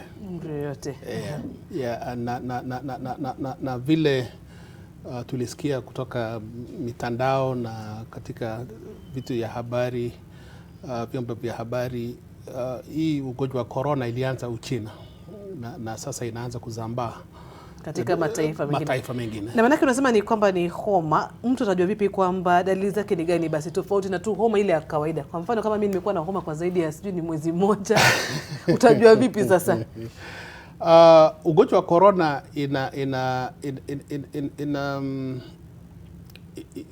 ina range ya tuseme, inaweza kuwa kama homa ya kawaida, mtu anakohoa, ana uchungu wa ile lungs na hata ukiangalia sana dalili zingine zinaweza kuwa nyepesi sana, lakini kuna kiwango fulani ambayo dalili inaanza kuwa ile kali kidogo ambayo inahitaji watu kulazwa hospitalini na nini. Lakini sana tukiona kama kwa nchi kama yetu kususpect ya kwamba kuna ugonjwa wa corona, inabidi kukue na ile link ya kwamba pengine mtu ametoka kwa nchi ambayo ama mataifa ambayo hiyo ugonjwa imesambaa ama imekuwa confirmed ya kwamba kuna ugonjwa kwa upande huo. Lakini nitakuuliza kwa mfano katika uwanja wa kimataifa, ninapoona mnasema kwamba kuna ukaguzi unafanyika pale kwa wasafiri, mnaangalia nini hapo? Sana unajua ile kifaa ambayo ukiingia kwa uwanja wa ndege alafu ukitoka kwa nchi zingine, ile kifaa ambayo unaangalia kwa uwanja wa ndege inapima joto ya mwili sana. Tunaitanga thermoscanners. Ni kitu kama TV hivi, lakini ukiingia hivi inakupima joto ya mwili. Na kwa hiyo chombo ukionekana kama uko na joto, kwa sababu itaonyesha kama uko na joto ambayo iko juu ya kawaida. Ya kawaida ni ngapi? Ya kawaida ni 37. Hivyo basi ikipita ni moja ya dalili. Ni moja ya dalili. So hiyo sasa kuna mikakati sasa. Ni kama screening, unaambiwa kama umepatikana na joto fulani na umetoka nchi fulani, sasa wachunguzi wa afya watakutenga, alafu utaulizwa maswali mengine, alafu kama itakuwa inabidi ukaguliwe vizuri, utakaguliwa na watu wa afya. Na hapo katika masuala ya kutenga, kuna ile mnaita self quarantine. Hiyo sasa ndo kumaanisha mimi mwenyewe niamue nijitenge, ama serikali itaniambia, ama nitajitenga vipi? Self quarantine, tuseme kwanza self quarantine ni kama umetoka taifa ambao ugonjwa ipo, ukifika nchi kama uwanja wa ndege, hiyo kifaa ama ugaguzi auonyesha kwamba uko na ugonjwa. Lakini unajua ugonjwa sasa zingine unaweza kuwa iko ndani na bado haijaanza kuonyesha dalili zake. Haijaonyesha dalili zake. So self quarantine kumaanisha kwamba unaambiwa kwa kivyako na kwa kukinga wengine, hata familia yako vile vile, utengane na watu, usiingie penye watu wako, uangalie mwili yako. Kama utaanza kuwa na hizo dalili, upige ripoti. Lakini sasa kama ni nyumbani, utajitenga vipi na familia yako? Kuna njia mbalimbali za kujitenga. Na of course jinsi ya kujitenga ni kuhakikisha kwamba kukuja kwa contact na watu wako,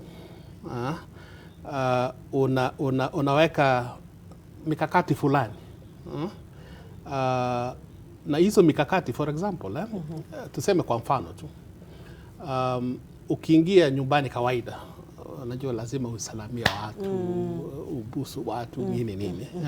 Self quarantine inamaanisha kwamba unaweka mikakati fulani ambayo inazuia kama uko na ugonjwa ambayo inaanza kudevelop, inaweza kusimamisha isisambazwe kwa wengine. Kwa watu wengine.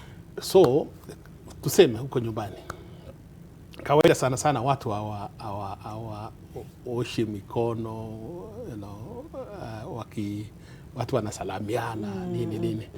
Lakini ukiwa kwa self quarantine unaambiwa tafadhali usisalamiane. Vile tunasalamiana kawaida. Kwa familia, nini. Vile ukiwa na vitu kama kukohoa, usikohoe vile. Unajua watu wakiwa nyumbani mwao wanakohoa tu. Tutazungumzia jinsi ya kuzuia kwa ufupi, lakini nielezee kuhusu inaambukizwa vipi? Inaambukizwa kwa kohozi. Hiyo ni njia kubwa ya corona. Na ukiona sana sio kama ukambi ama chicken pox, ile inaenda kwa hewa. Sisi tunaita hii kwa kitaalamu tunaita kwa droplets. Droplets. So inabidi mtu akohoe ikuwe na hiyo droplets, alafu mtu mwingine afanye nini? Apate. Kwa mfano sasa kama nikikohoa na hiyo droplets ianguke hapa, ikianguka kwa meza ama kwa milango, kama ni kwa ama lift, kwa mkono, hata kwa mkono, hata vikombe, hata kwa vikombe. Virusi inaweza kustick kwa hiyo droplet, kwa hiyo surface hiyo. Ili ukianza mtu mwingine akikuja akaguza, ataweza kujiambukiza. Maana kama imeanguka hapa na mimi nikuje na nifanye hivi kwa uso. Na hiyo droplets inaweza kuwa hai kwa muda gani? Inaweza kuwa hai, inategemea joto ya, unajua ile condition ya hiyo surface. Inaweza kuchukua masaa, hata inaweza kuchukua masiku. Siku chache hivi. So obviously ukiwa kwa temperature ile kama hii yetu, tuseme kama ni inch hapo, na umekohozi iko kwa surface fulani na kuna joto mwingi, itachukua saa chache.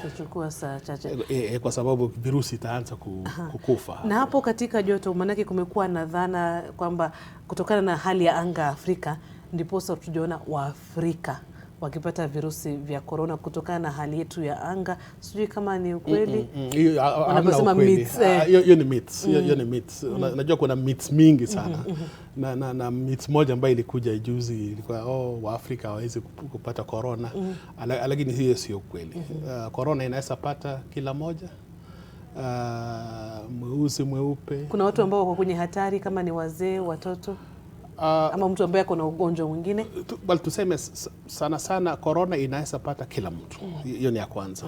Ya pili, kuna rika fulani ambao ugonjwa kama homa kawaida, ugonjwa inawazidia kama wazee ama watoto.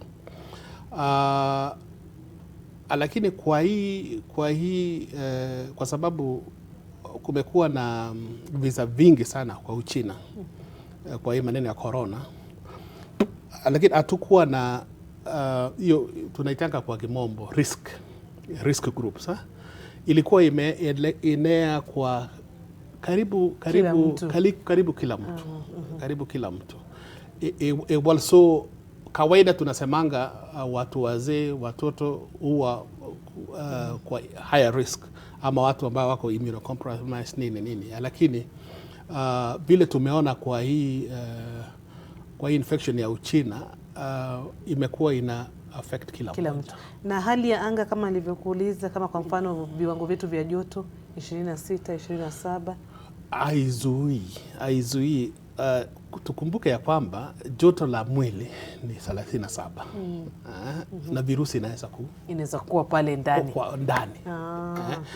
Na joto ya hapa tuseme ya mazingira yetu ni kama 22, 25, Mombasa pengine 30.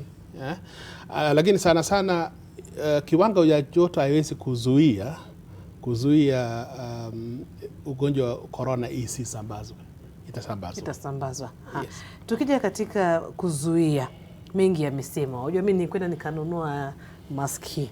Nikakuwa natembea nayo, watu wakaniambia hii mask mwanzo si ile ambayo inafaa, hii ni ya kufanya upasuaji. Wengine wakasema hata si mambo na mask, ni mambo tu na uzingatie usafi, jinsi utakavyoosha mkono. Sijui kama tuelezee katika mambo ya kuzuia. Tuseme kwanza mask. Tuzungumzie mask. Kwa sababu mask inaweza kukupatia false sense of security. Ile unasema imekukinga na pengine haikukinga. Cha muhimu kwa mask ni ya kwamba inabidi lazima uvae vizuri. Kwa sababu usipovaa mask vizuri inaweza kuwa chanzo. Kuvaa vizuri. Kwanza nieleze hii mask inafaa ama kuna surgical, kuna mask tofauti. Na vile tuna na kama shirika la afya duniani tumeweka ile inaitwa guide care ama kama unaangalia unatunza mgonjwa ambaye ako na suspected corona, inavaa uvae mask. Na haya. Kuna normal surgical kama hizi surgical masks ambao ukienda chemist unaweza kupata. So sana ukiwa imekuwa recommended ya kwamba uvae mask, inabidi uvae mask vizuri. Na kuvaa mask vizuri inamaanisha ya kwamba mikono yako isiguze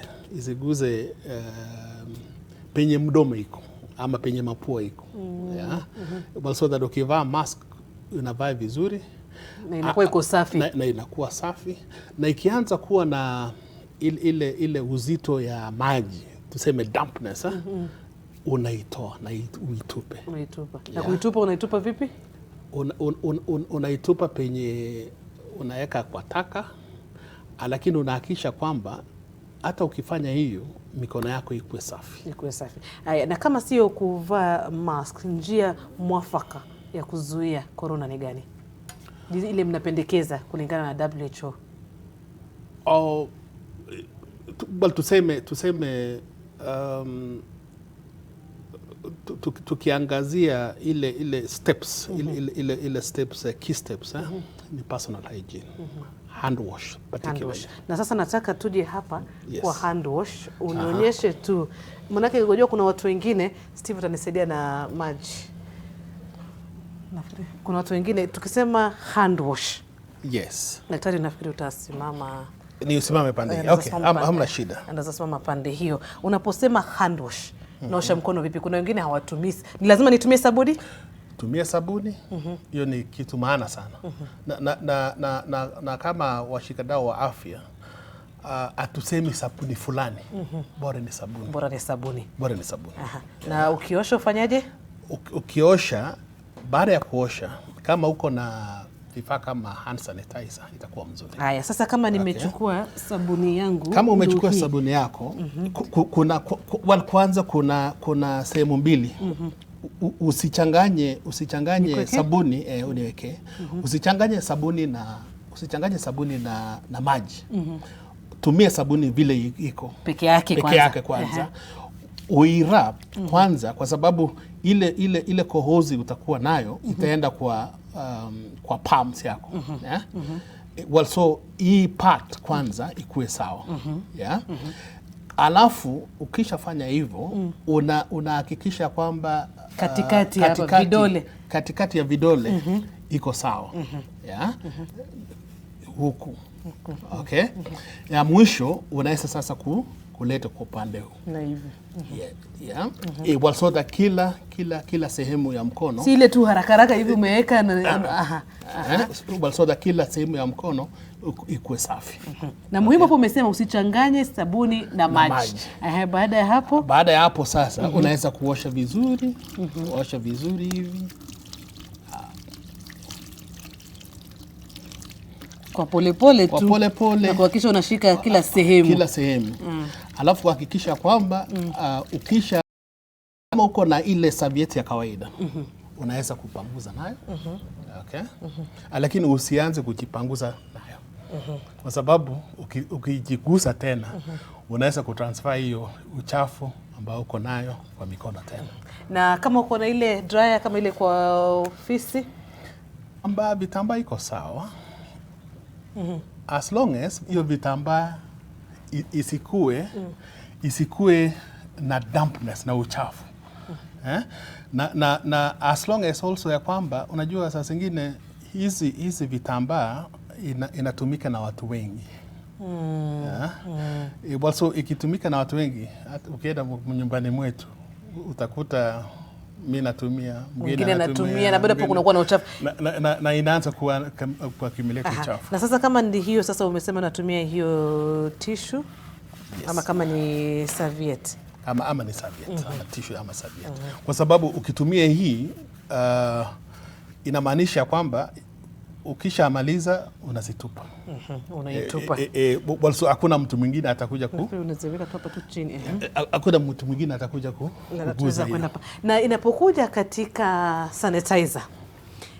Maanake hapa tuko na sanitizer, kuosha mkono. Sanitizer utaitumia baada ya kuosha mkono ama maanake kuna watu wengine kama sisi hapa kwenye ofisi tuko na sanitizer, lakini kuna watu nawaona wanatumia sanitizer kwanza ndio wanaenda huko kwa kama ni kwa msala.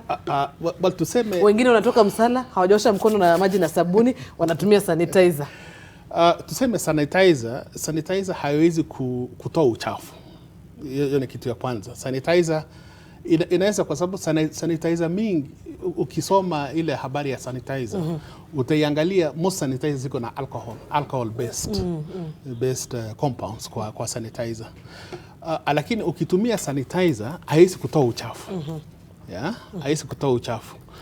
Sanitizer inaweza kuua viini kwa mkono. Lakini uchafu bado itakuwa pale. Na maanake umesema kwamba inasambazwa kutokana na droplets. Ikija katika kukohoa kama ni kupiga chafya, kukohoa uko vipi? Uwe na handkerchief ama mikono yako tu hivi? Usikoe directly kwa mikono. Mikono kafu. Kohoa kama uko na tunasemanga kwa kimombo absorbent material. Kama uko na absorbent material ambayo iko kwa mkono, iwe handkerchief ama nini, ama karatasi. In fact sana watu wengi wakiwa na kohozi kama hilo unachukua karatasi hizi za serviettes nini kwa sababu hiyo ukimalizana nayo unatupa. Kwa sababu saa zingine handkerchief ni reusable. Sasa ukiwa na kohozi ukitumia handkerchief alafu hiyo handkerchief unaweka kwa mfuko tena, wakati mwingine unaiweka kwa meza, so inaanza kusambaza hizo virusi. Also kama uko na kitu disposable ambao ukisha kohoa na umemalizana nayo unaenda safely dispose, inakuwa mzuri. Sneeze same procedure. Procedure hivyo. Na hivi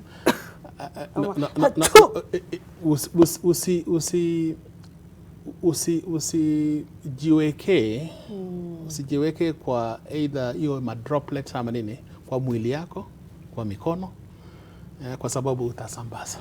Maana kuna wengine pia wanasema kama unataka kukohoa kwa sababu itaingia kwa mwili. Na kwa surface ukienda kwa mpendo wako ama mtu mwingine akukaribishe ama akufanyie nini, bado utapata hizo. Haya, basi mtazamaji, tunaendelea kuzungumza kuhusu homa ya corona na wengi wamependekeza kwamba tusisalimiane, mambo ya hug ishe. Correct. Wanasema hivyo. Tusalamia kwa umbali. Jambo. Yes. Uko vipi, umemka vipi, umelala vipi? Umelala vipi nini? Haya. Yes. Kama una maswali basi tuma kupitia mitandao ya kijamii @JaneNgoiri official @NTV sasa, lakini kwa sasa ninakutaka kupeleka kwa mwenzangu Harith Salim atuelezee hapo aliko kunani. Naam, asante sana JaneNgoiri. Tuko hapa katika shule hii ya msingi ya Mwiki Good Hope Academy hapa Kasarani. Na lengo kubwa la sisi kuwepo hapa ni kupitia mfumo na mradi mzima wa gazeti la Taifa Leo kuhakikisha kwamba Kiswahili kimepigiwa debe na vile vile kinaimarishwa kupitia njia tofauti. Moja kati ya njia ambazo gazeti la Taifa Leo ambalo ni gazeti la kipekee la Kiswahili humo nchini ambalo linachapishwa kila siku ni moja kati ya shughuli ambazo inafanya kuhakikisha kwamba Kiswahili kinaimarika. Kwa hiyo hii ni shughuli nzima ambayo inafanywa na gazeti la Taifa Leo hususan kwa wanafunzi kupitia magazeti ya Taifa Leo ambayo ndani yake yapo manufaa chungu nzima ikiwemo masuala ya mashairi, masuala ya methali na vyote ambavyo vinakuwa ni vya muhimu kwa wanafunzi katika lugha hii ya Kiswahili, pamoja na mitihani au majaribio ya mitihani ambao wanafunzi huweza kuyapitia majaribio ya mitihani wakiwa wanasoma gazeti la Taifa Leo. Kwa hiyo yanakuwa na mchango kwa njia moja au ya kufanya mtihani wao wa KCPE. Na hapa nao baadhi ya wadau ambao ni wahusika katika shule hii. Mmoja wao tutaanza naye mwalimu. Kienzi Kiswahili hasa katika dunia tunayoishi ni kwamba idadi ya watu zaidi ya milioni 260 wamekienzi Kiswahili. Hii inaweza sema ni kwa sababu unapata kwamba watu wengi ambao katika shughuli zao za kikazi ni wale ambao wanazifanya biashara, na utapata kwamba wengi wameweza kukisoma Kiswahili na kukielewa ili waweze kuendeleza shughuli hizi za kibiashara kwa njia inayofaa zaidi. Sasa kuhusiana na shule ama wanafunzi kwa ujumla, una kipi cha kusema kuhusiana na Kiswahili sio tu kama lugha ya mtihani, lakini ni yapi ya muhimu ambao wanafunzi na Wakenya kwa ujumla wanafaa kuyachukulia kupitia lugha ya Kiswahili? Nitasema kwamba ni vyema wanafunzi waweze kuelewa kwamba Kiswahili moja ni njia ya kimawasiliano na pia Kiswahili ni njia ya kuleta umoja katika jamii hii. Asante sana. Huyu ni mwalimu mkuu wa shule hii ya Mwiki Good Hope. Sasa hivi tutazungumza na mmoja kati ya wakurugenzi wa shule hii, pia naye atuzungumzie kuhusiana na umuhimu wa shughuli ya leo ambayo tunaifanya kwa kupitia gazeti la Taifa Leo. Habari gani, majina yako kamili? Habari yangu ni jema, majina yangu ni Frederick Mwingi. Mimi ni principal wa shule ya MGS School, kwa sababu MGS School iko na shule tatu. Kuna MGS School Mwiki, MGS School Kasarani na MGS School Kamulu. Kwa hivyo mimi nasimamia shule yote tatu, ndio maana niko hapa siku ya leo. Hebu tuelezee kwanza, kwa nini shule zenu zimeona umuhimu wa kufanya huu mradi wa Taifa Leo? Tumeona ni vizuri sana kufanya ama kuleta huu mradi wa Taifa Leo kwa shule yetu, kwa sababu Kiswahili kimekuwa ni guzo muhimu sana katika shule yetu. Na tukiangalia katika matokeo yetu ya mtihani, hata mtihani wa KCPE, tumeona ya kwamba somo la Kiswahili limeweza kutia fora sana. Kwa muda wa miaka 5 sasa tumeweza kutia fora. Somo la Kiswahili alijapata alama ya chini ya 80, that is 80% and above in Kiswahili, kwa sababu ya kwamba walimu wetu wameweza kuhakikisha kwamba walimu tunaoajiri hapa ni wale wana tajriba ya kutosha kwa lugha ya Kiswahili. Mwalimu mkuu mwenyewe ni mwalimu wa Kiswahili, hata ndiye anayochukua darasa la 8. Kwa hivyo tunashughulikia mambo ya Kiswahili sana kwa sababu ni ya muhimu. Tunajua kwamba sasa Kiswahili kimekuwa ni kama lugha ya taifa, ni lugha ya mataifa mengi, si Kenya peke yake. Kwa hivyo ni lugha ambayo inahitaji wanafunzi wajikuze vizuri kwayo. Asante sana, bila shaka umezungumza mengi na umeyamaliza yote, lakini cha msingi ni kwamba umesikia na kuona kinachoendelea hapa. Wanafunzi tayari wana nakala zao za gazeti la Taifa Leo, na bila shaka yapo mengi tu ambayo ni ya muhimu kwa wanafunzi, kuanzia dondoo, methali na mafumbo pamoja na misamiati ambayo inajengeka kwa kusoma gazeti la Taifa Leo. Pia kuna kitengo cha ushairi na mengi ambayo yanakuwa na manufaa kwa wanafunzi, sio tu wa shule za msingi bali pia shule za upili na vile vile wa Kenya kwa ujumla, ambao Kiswahili kinafahamika kama rasilimali. Mbali na hayo, ni njia ya maisha sio ya Wakenya tu bali ya wanachama wa Afrika Mashariki, Afrika kwa ujumla, na sasa hivi dunia nzima pia imeanza kujisogeza kuweza kujikurubisha katika lugha hii adhimu. Kwa hiyo ni hayo tu kwa sasa, lakini bila shaka ni shughuli ambayo inaendelea kila siku kujaribu kuhamasisha na kuimarisha Kiswahili katika taifa hili la Kenya kupitia gazeti la Taifa Leo. Kwa hiyo kwa sasa ni hayo tu, lakini nitakurudisha studio. Kuna mengi ambayo yanasubiri kuzungumziwa na wenzangu walioko studio. Naam, shukran sana Harith Salim akizungumza nasi kutoka huko Mwiki. Tukirejea hapa studioni, daktari, manake muda umetupa kisogo, tukimalizia tu ujumbe wako kwa Wakenya kuhusu corona. Je, taifa limejiandaa vilivyo? Shirika la Afya Duniani mnafanya nini kuhakikisha kwamba corona haisambai katika mataifa mengine? Na iwapo mtu atapatikana ama atapata mtu ambaye yuko na dalili za corona, fanyaje? Bali ya kwanza, shirika la Afya Duniani inafanya kazi kwa karibu sana na serikali na Wizara ya Afya, na kuna mikakati fulani ambayo imewekwa kwa nchi ili ikinge, ama kama hiyo kesi moja ikikuja, nchi inaweza kurespond vile inahitajika. Basi Wakenya wasiwe na hofu. So Wakenya wasiwe na hofu. Na nafikiria hata juzi kwa vyombo vya habari, serikali iko on top of things, kuanzia kwa rais hadi kwa wizara na maafisa wa afya wako chonjo sana. Ya pili, Wakenya wasikuwe na hofu. Unajua saa zingine kuhofia inaweza kudhuru, inaweza kukosa anxiety na vitu zingine. Ukisuspect ya kwamba kuna pengine ndugu ama jirani rafiki, ama rafiki ama mtu yeyote ambaye ametoka kwa hizi nchi zingine, na tukisema hizi nchi zingine tunasema Uchina, Italia, South Korea, na zile nchi ambayo imekuwa na corona tayari. Italy, kuna Italy. Ama Amerika, California na wapi.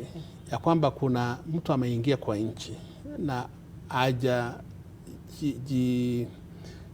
jifahamisha kwa serikali, kwa watu wa afya, kwa uwanja wa ndege ama kwa zile entry points kama port ama kwengineko. Na akikuwa kwa jamii, kuna nambari ambazo mtu anaweza piga kwa Wizara ya Afya, ili watu wa Wizara ya Afya wanaweza kushughulikia hatua. Nambari hizo ni gani? Na nambari hizo, kuna nambari ile toll free number. Na toll free number kuna 0800-721-316. Hiyo ni toll free, haicharge pesa yoyote. Na kuna ile hotlines ambayo ni 0729-471-414, na ingine 0732-353-535, ambayo mnaweza kama studioni ama kama watu wa habari mnaweza kushare na wananchi, ili mtu akiwa na habari anaweza kupigia watu wa afya ambao madaktari wanaweza kwenda kuchunguza na kutafakari kama ni corona ama si corona. Na tunahimiza tu wananchi ya kwamba, kwa sababu kuna watu wamekuwa wanapiga hiyo nambari na saa zingine kwa kimichezo, wasiweke kwa kimichezo, kwa sababu hii ni kazi ambayo nchi inafanya saa hizi, na tutaki kuwe na mzaha hapo. Kuwe na mzaha ama lakini la muhimu umesema ni kwamba tuzingatie usafi. Tuzingatie usafi. Tusikuwe na hofu ama ile panic. Tusikuwe na panic ama taharuki fulani. Ama ukiona Mchina unaanza kuhofia kwamba hakuna corona ama kumbagua mwenzako Mchina, usipague kwa jinsi ya corona. Asante sana. Huyo alikuwa Daktari Peter Borus, ulisema sijui kama nilisema vizuri, afisa wa kisayansi kutoka Shirika la Afya Duniani. Shukrani sana kwa muda wako.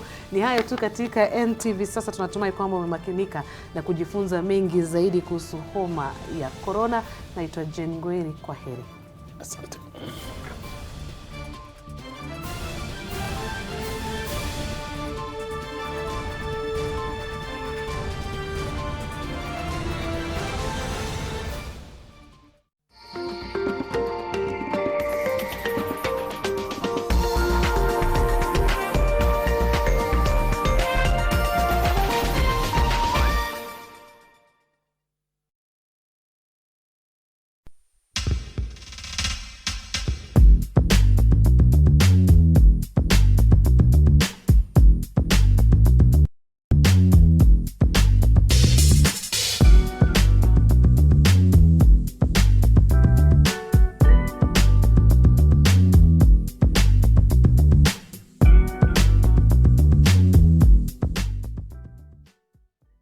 Sensitivity is a short, sharp pain that people experience when they have something hot or cold getting to the nerve of the tooth. Dentists recommend Sensodyne to their patients. It's able to get inside the tooth and calm the nerve of the tooth down. And the proof's in the results. It works. Looking to enjoy sumptuous meals and drinks at affordable rates? Welcome to Nasco's. Our diverse menu gives you a variety to choose from. Visit us at Veteran House 4th floor, Moi Avenue, or along Mombasa Road at the Nation Printing Press Center. We offer outside catering service and do home and office deliveries. For inquiries or to place an order, call 0700-613-902 or email info@nascos.co.ke. Nation Staff Consumer Society Limited. Enjoy our hospitality. Hiyo maneno ya kucheza na mfanyikazi wangu mtanikoma, aipehi. Hata niliona ukipea nyambagea pesa ulikuwa unampatia ya nini?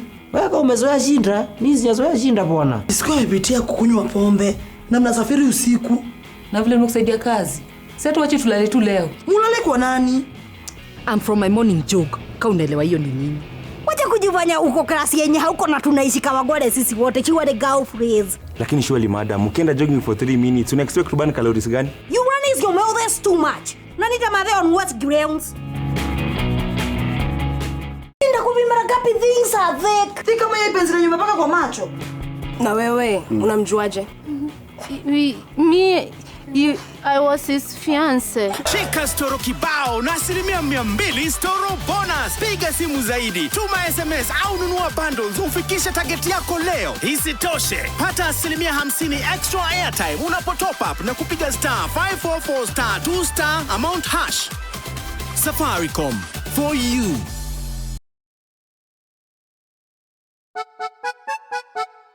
Sonadol Extra imetengenezwa kwa njia spesheli kupambana haraka na maumivu ya kichwa, mwili na hata meno. Sonadol Extra, hakika maumivu yakizidi, pata ushauri wa daktari.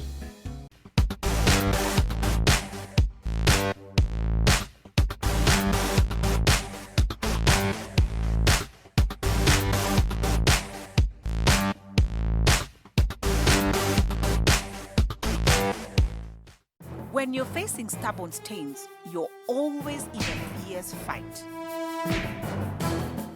Clean Soft kicks out stains kimateki. Kisha tusonge mbele, kisha tusonge mbele. Kisha tusonge mbele, kisha tusonge mbele. Tusonge mbele. Tusonge mbele na Fiber Mobile. Get a Fiber SIM card today and enjoy Tusonge mbele bundles at affordable prices.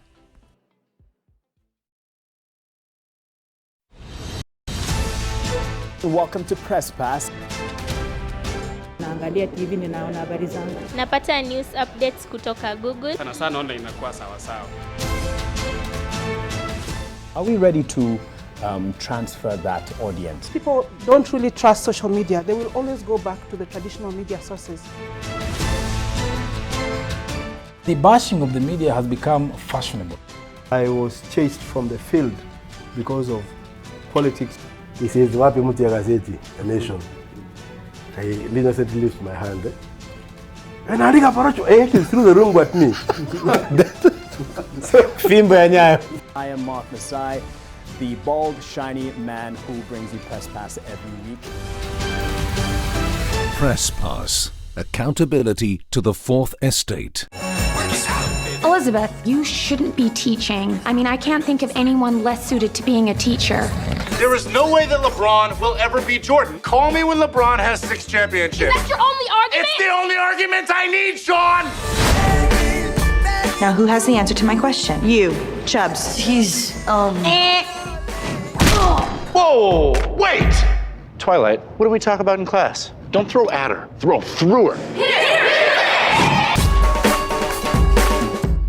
Shower, sour, your tennis Sour Shower has never been better with the new look Sour. Now with a new formulation too that will leave you feeling fresh for longer while the soap lasts even longer.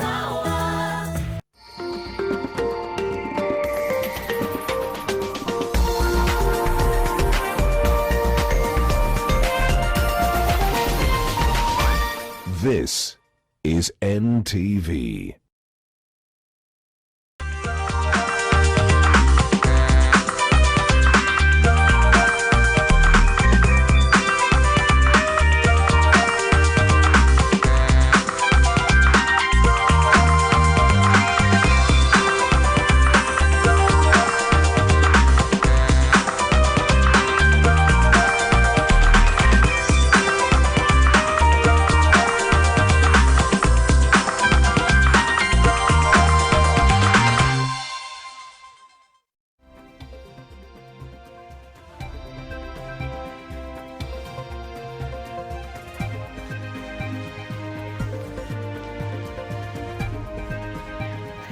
Good afternoon. My name is Oliver Barrows and you're watching NTV at 1. We start in Mombasa, where an 11-member committee has been established at the port of Mombasa to spearhead Kenya's preparedness against the outbreak of the coronavirus. The special committee will be tasked with protecting the staff and port users against the virus and will be reporting to the MD, Daniel Manduku.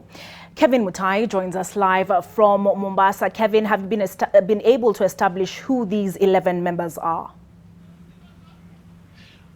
Yes, the 11-member committee under the chairmanship of Julius Tai, who is the head of the container terminal at the Port of Mombasa, is expected to be instrumental in supporting the National Emergency Response Committee to enhance surveillance at all ports of entry against the deadly coronavirus. Some of the things that this particular committee is expected to address is to develop and communicate precautionary measures of the outbreak of the virus, conduct sensitization on the virus, review ports' preparedness to the disease, and report the outcome to the KPM Managing Director, Daniel Manduku.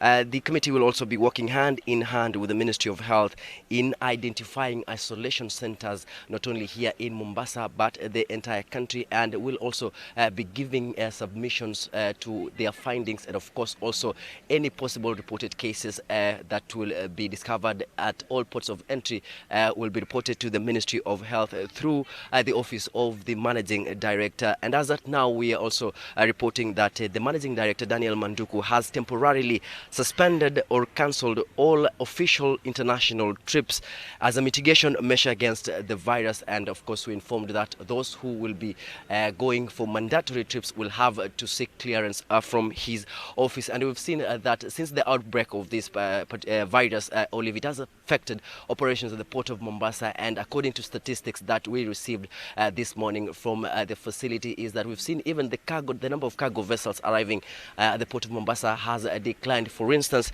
bulk carriers have 4 of them have arrived since as at now March. 4 of them have arrived. The car carriers, 3 of them have arrived. Container carriers 10, and general cargo vessels only 2 have arrived. And this is a significant decrease compared to what has been happening for the last 3 months, and this is with regards to the outbreak of the deadly virus. And we've seen also this trickling down to the businesses, and of course also others reporting or rather complaining that since Beijing having grounded the business entities from China, we've also seen that some of the businessmen and women here in the country are complaining that since these vessels are no longer docking at the Port of Mombasa, their goods that are meant for export are still here, and of course also they are not seeing the goods that are expected to come into the country. So all this thing, the coronavirus, which has hit over 107 countries in the world, so we're seeing that it's really having effects here in the country. But of course also it's important to note that the 11-member committee will now be tasked and have an objective to work with the Ministry of Health to take or rather to handle this matter from the coastal region. So Olive will be monitoring all this matter, and of course we'll be giving full details as soon as also we spoke to the officials from the port, the Kenya Ports Authority, and we'll have all those details in our subsequent bulletins. Back to you, Olive. Thank you, Kevin. While staying with the coronavirus, Italians braced for a second day of national lockdown on Wednesday after a sharp spike in the coronavirus-related deaths, and New York deployed the National Guard to contain the disease that has sown worldwide panic. Meanwhile, Wuhan and its surrounding province, Hubei, have been under lockdown since late January in an unprecedented effort that has prevented 56 million people from venturing to other parts of China. Europe's hardest hit country says the death toll from the COVID-19 virus had risen by a third to 631. While authorities in China, where the outbreak began, have declared it basically curbed, cases are multiplying around the world, sparking panic buying in shops and wild swings on financial markets. Its seemingly relentless march has now claimed its first victim in Central America, with a 64-year-old man dying in Panama on Tuesday. Indonesia has also reported its first death. China remains the hardest hit overall, with more than 80,000 cases and 3,000 deaths out of a global total of 117,339 cases and 4,251 fatalities in 117 countries and territories. Beijing has reported an increase in imported cases, fueling concerns that infections from overseas could undermine its progress in halting the spread of the virus. Nevertheless, some companies in Wuhan are to be allowed to return to work, a sign that things are gradually returning to normal. Authorities, however, say they will continue strict control measures on channels out of Wuhan and Hubei. The virus is affecting all walks of life, including politics, with US Democratic presidential hopefuls Bernie Sanders and Joe Biden both cancelling campaign rallies, and British Health Minister Nadine Dorries saying she had tested positive. Amid criticism of the US authorities' response, New York deployed the National Guard for the first time during the crisis to help contain the spread of the disease from an infection-hit suburb. At least 28 people have died in the US, with 1,025 infected. The virus and the response to the crisis has prompted pandemonium on global markets, with volatility not seen since the world financial crisis in 2008. Away from the coronavirus to matters accountability, and the executive is now being blamed for the continued delay in appointing of an Auditor General. The committees of Parliament accuse the presidency of delaying the process, allegedly in an effort to find a friendly person. NTV's senior political affairs reporter Kennedy Mureithi is following the unfoldings at Parliament and now joins us for an update. Kennedy, what makes these committee members say that the executive is searching for a friendly Auditor General? Well, a very good afternoon to you, Olive. And an answer, and a sure answer to that question, is the questions that were coming from the three committee members.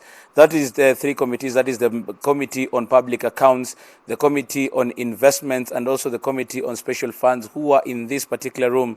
All of them trying to find answers from the that is the head of public service, Joseph Kinyua, who had come with the legal team.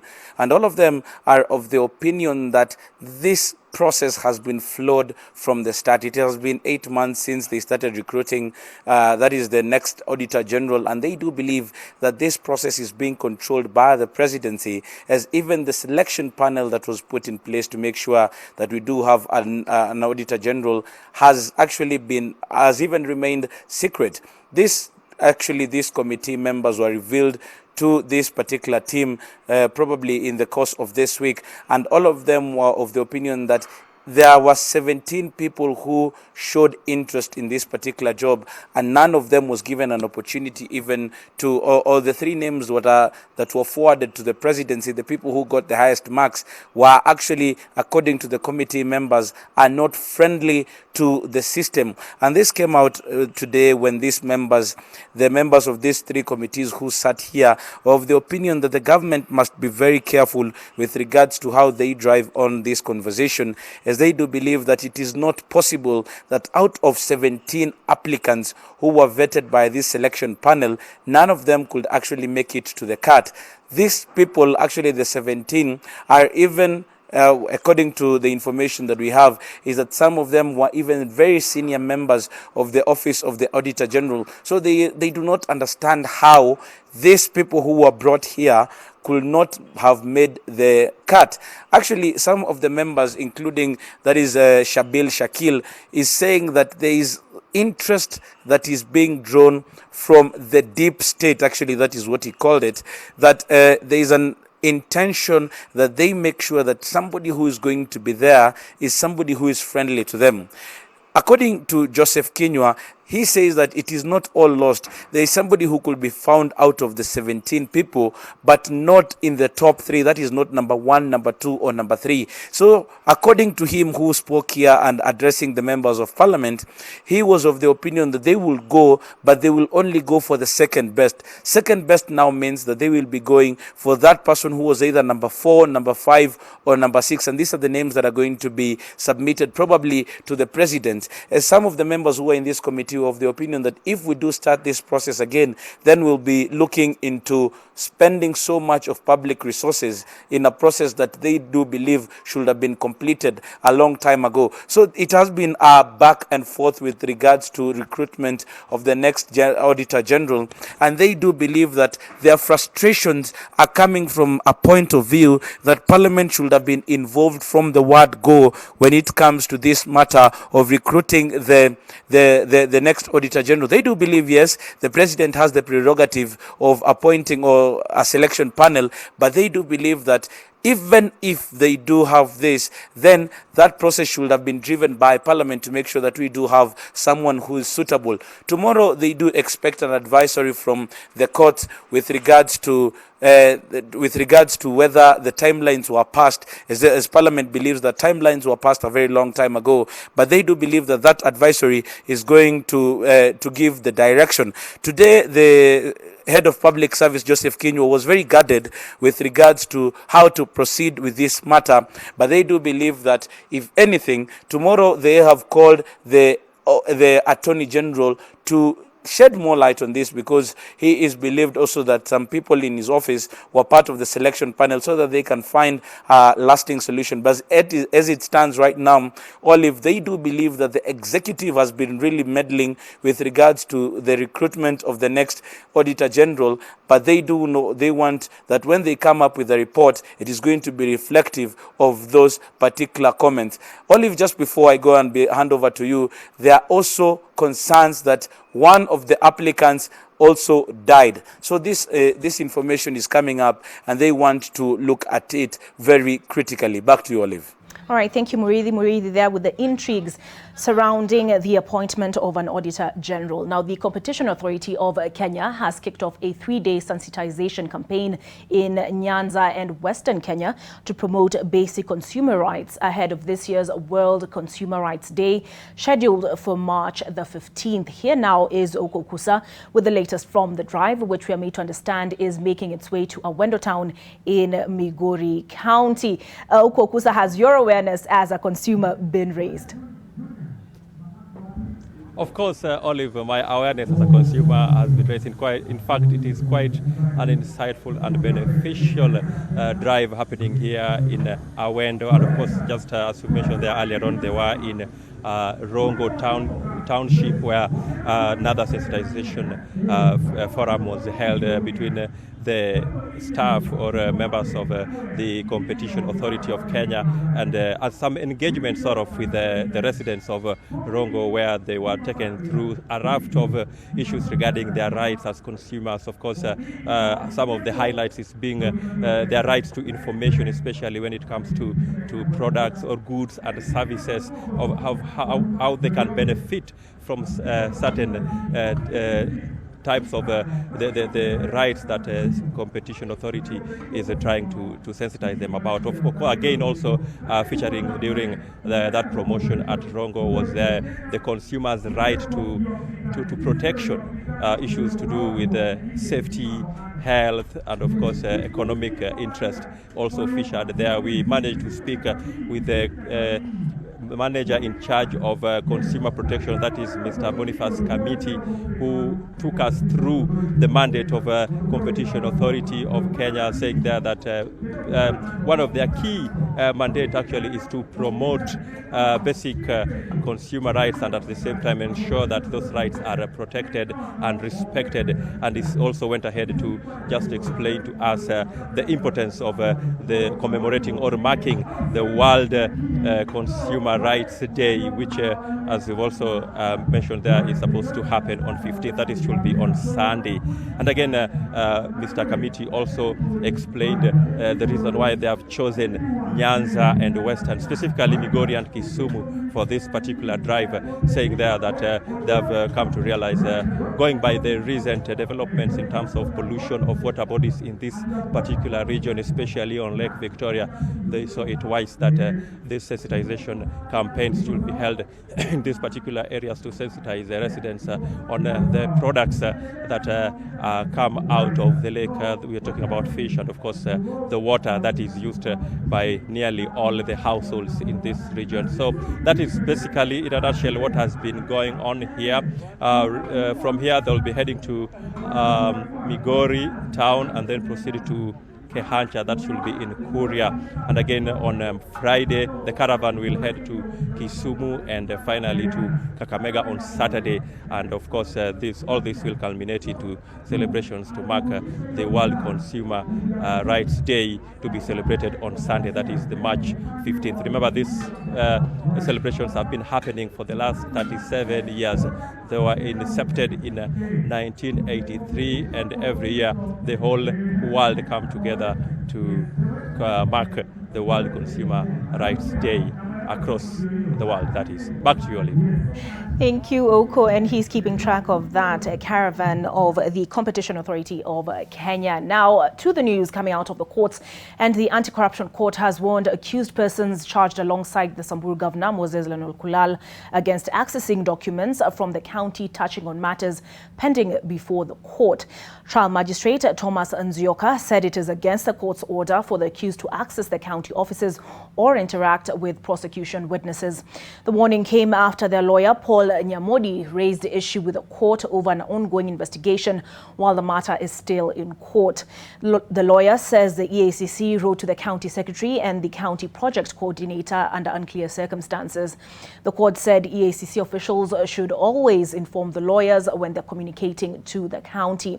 Governor Lenol Kulal is charged alongside 10 executive members of the County Assembly of Samburu with an offense of conspiring to defraud the county of 85 million shillings.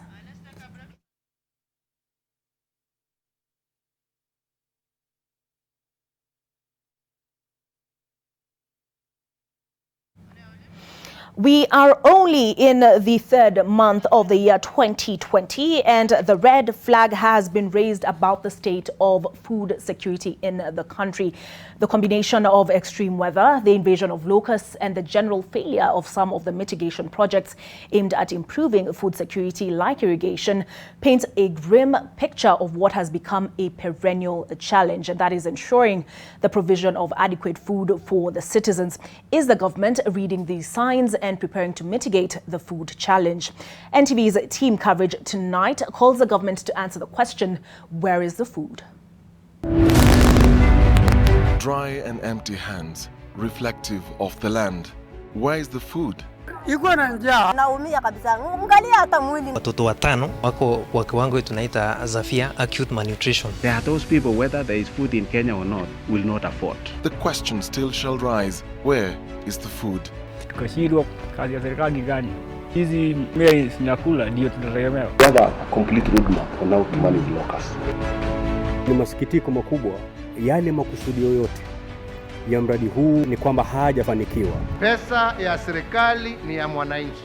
Kwanza lipa mwananchi. I ask, where is the food? We take a break, but we'll be back shortly.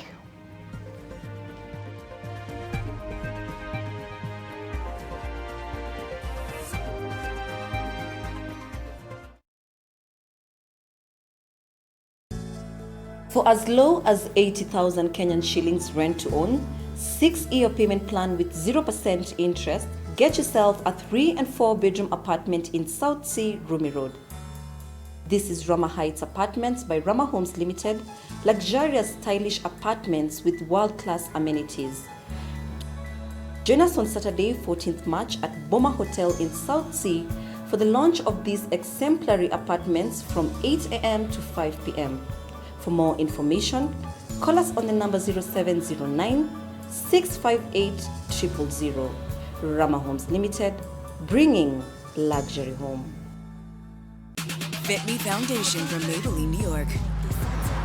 Fits your unique tone and texture. Blurs pores, stops shine. For your most natural matte.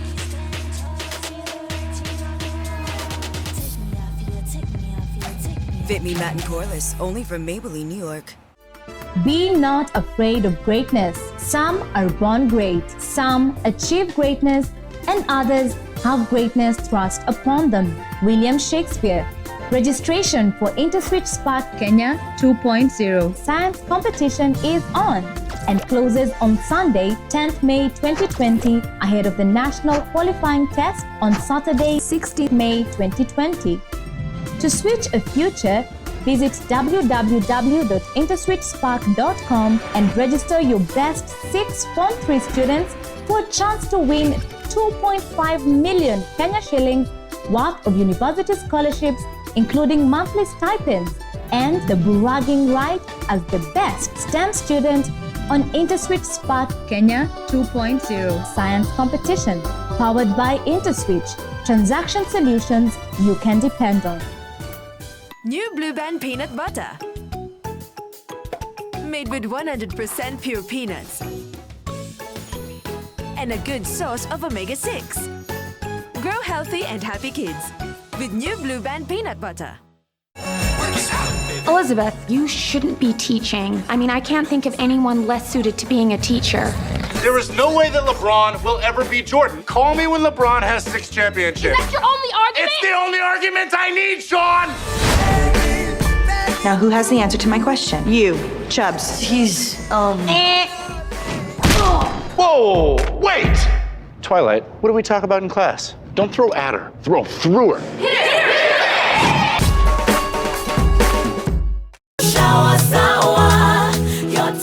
Sour Shower has never been better with the new look Sour. Now with a new formulation too that will leave you feeling fresh for longer, while the soap lasts even longer.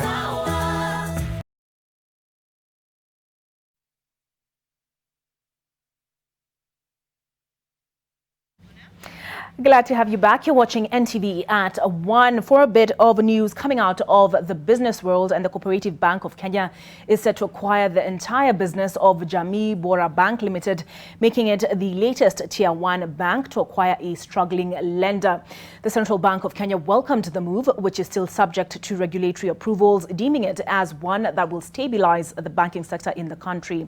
Co Bank stood as the 4th largest bank locally with a 9.63% market share as at December 31st, 2019, while Jamii Bora took the second last position with a market share of 0.12%. Co-op is the latest to join the consolidation wave of acquiring small lenders on the heels of KCB Bank integrating with National Bank and CBA merging with NIC to form NCBA.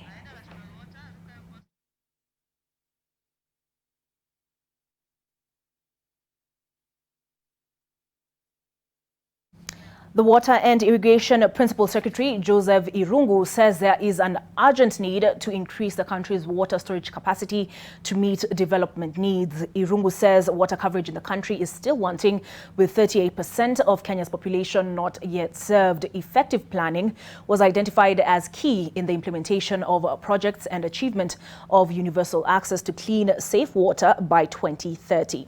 The PS was speaking at the National Water Harvesting and Storage Authority Stakeholder Engagement Forum in Nairobi. We badly need water as a country. And he has just talked about water being a critical enabler, even in the Big Four agenda. Yeah, when you talk about manufacturing, you need water. You talk about universal health care, you need water. You talk about housing, you need water. And when you talk about food security, water is critical. So this is a very critical organization. So I would say we have enough water, but we have not stored it. We have not stored enough. The rivers are doing well, the rains are good, they are there, but we have not managed to harvest all the water that we need. Like I said, we only harvest 103 meter cubed of all the surface water we have. Our expectation is to run to 1,000 meter cubed, so that we can now be able to say that we are secure. Women in media, such as myself, have been urged to take advantage of the digital and technological advancements in the industry so as to expand their scope. Speaking during a breakfast to mark and celebrate Nation Media Group's female employees, our CEO, Stephen Gitagama, stressed that it's high time women take up more responsibility in the workplace. They say if you want to empower a community, empower a woman. Adorned in black with a touch of red, Nation Media Group female employees were treated to a power breakfast. At NMG, we are very keen on that. We actually embrace equality to a very great extent. We do not look at employees as men or women. We look at them as all as employees. Each one of you has an opportunity to go to whatever level your ability can take you to. Nation Media Group CEO lauded the increase of women in leadership positions at the company. The theme for this year's International Women's Day was Each for Equal. We have to be prepared, and that is indeed one of the greatest, I would say, for me, that is the most important thing, that you get prepared, for the competition that is ahead of you. And that is through education, so that as you go through your education, you are very clear what you really want to be. The women were also sensitized on various ways to invest their money. A sense of intentional disruption to self on how to ensure your leftover, your residual, is punchy enough to drive your dream. Because when you want to speak investments, when you want to speak side hustles, then you have to have left something over for you to be able to start in that respect. And that's a really key fundamental thing. We all want to become millionaires, but I'll also tell you there is nothing like absolute success. So there are opportunities for us beyond, just the work that we are doing, to be able to pay forward the lessons that we are learning. Some of you have numerous years of experience that needs to be shared, in those spaces. Helen Aura, NTV. Wana CEO Watson Karuma has put in a petition for a Nation Media Group men's breakfast. Let's see how that goes. Over to you, Sean Kadovilis, for the sports. I 100% agree with that. Definitely need men's breakfast. All right, the latest sports news. I'm Sean Carter-Villis. The national sevens rugby team arrived in the country last night following a disappointing outing in the North American legs of the World Sevens Series, where they fell one place to 12th in the overall standings. Coach Paul Feeney's Chargers finished 12th at the Vancouver Sevens after losing 12-7 to Scotland in the 9th place semi-finals on Sunday to bag 6 points. The weekend before, Shujaa won only 2 matches to finish 14th at the Los Angeles Sevens and earn 3 points. Kenya now has 35 points after 6 legs of the World Sevens Series. Focus now turns to the London and Paris Sevens in May before heading to Japan for the Tokyo 2020 Olympics. For me, I think it's just a matter of working on things that we need to correct, because we are not playing badly. So we are losing games with things that we know that are happening, things that we can manage. So I think the dream of finishing it is something that's still very valuable. It's for us just to pick ourselves and to get ourselves to more of the main cups. On to football and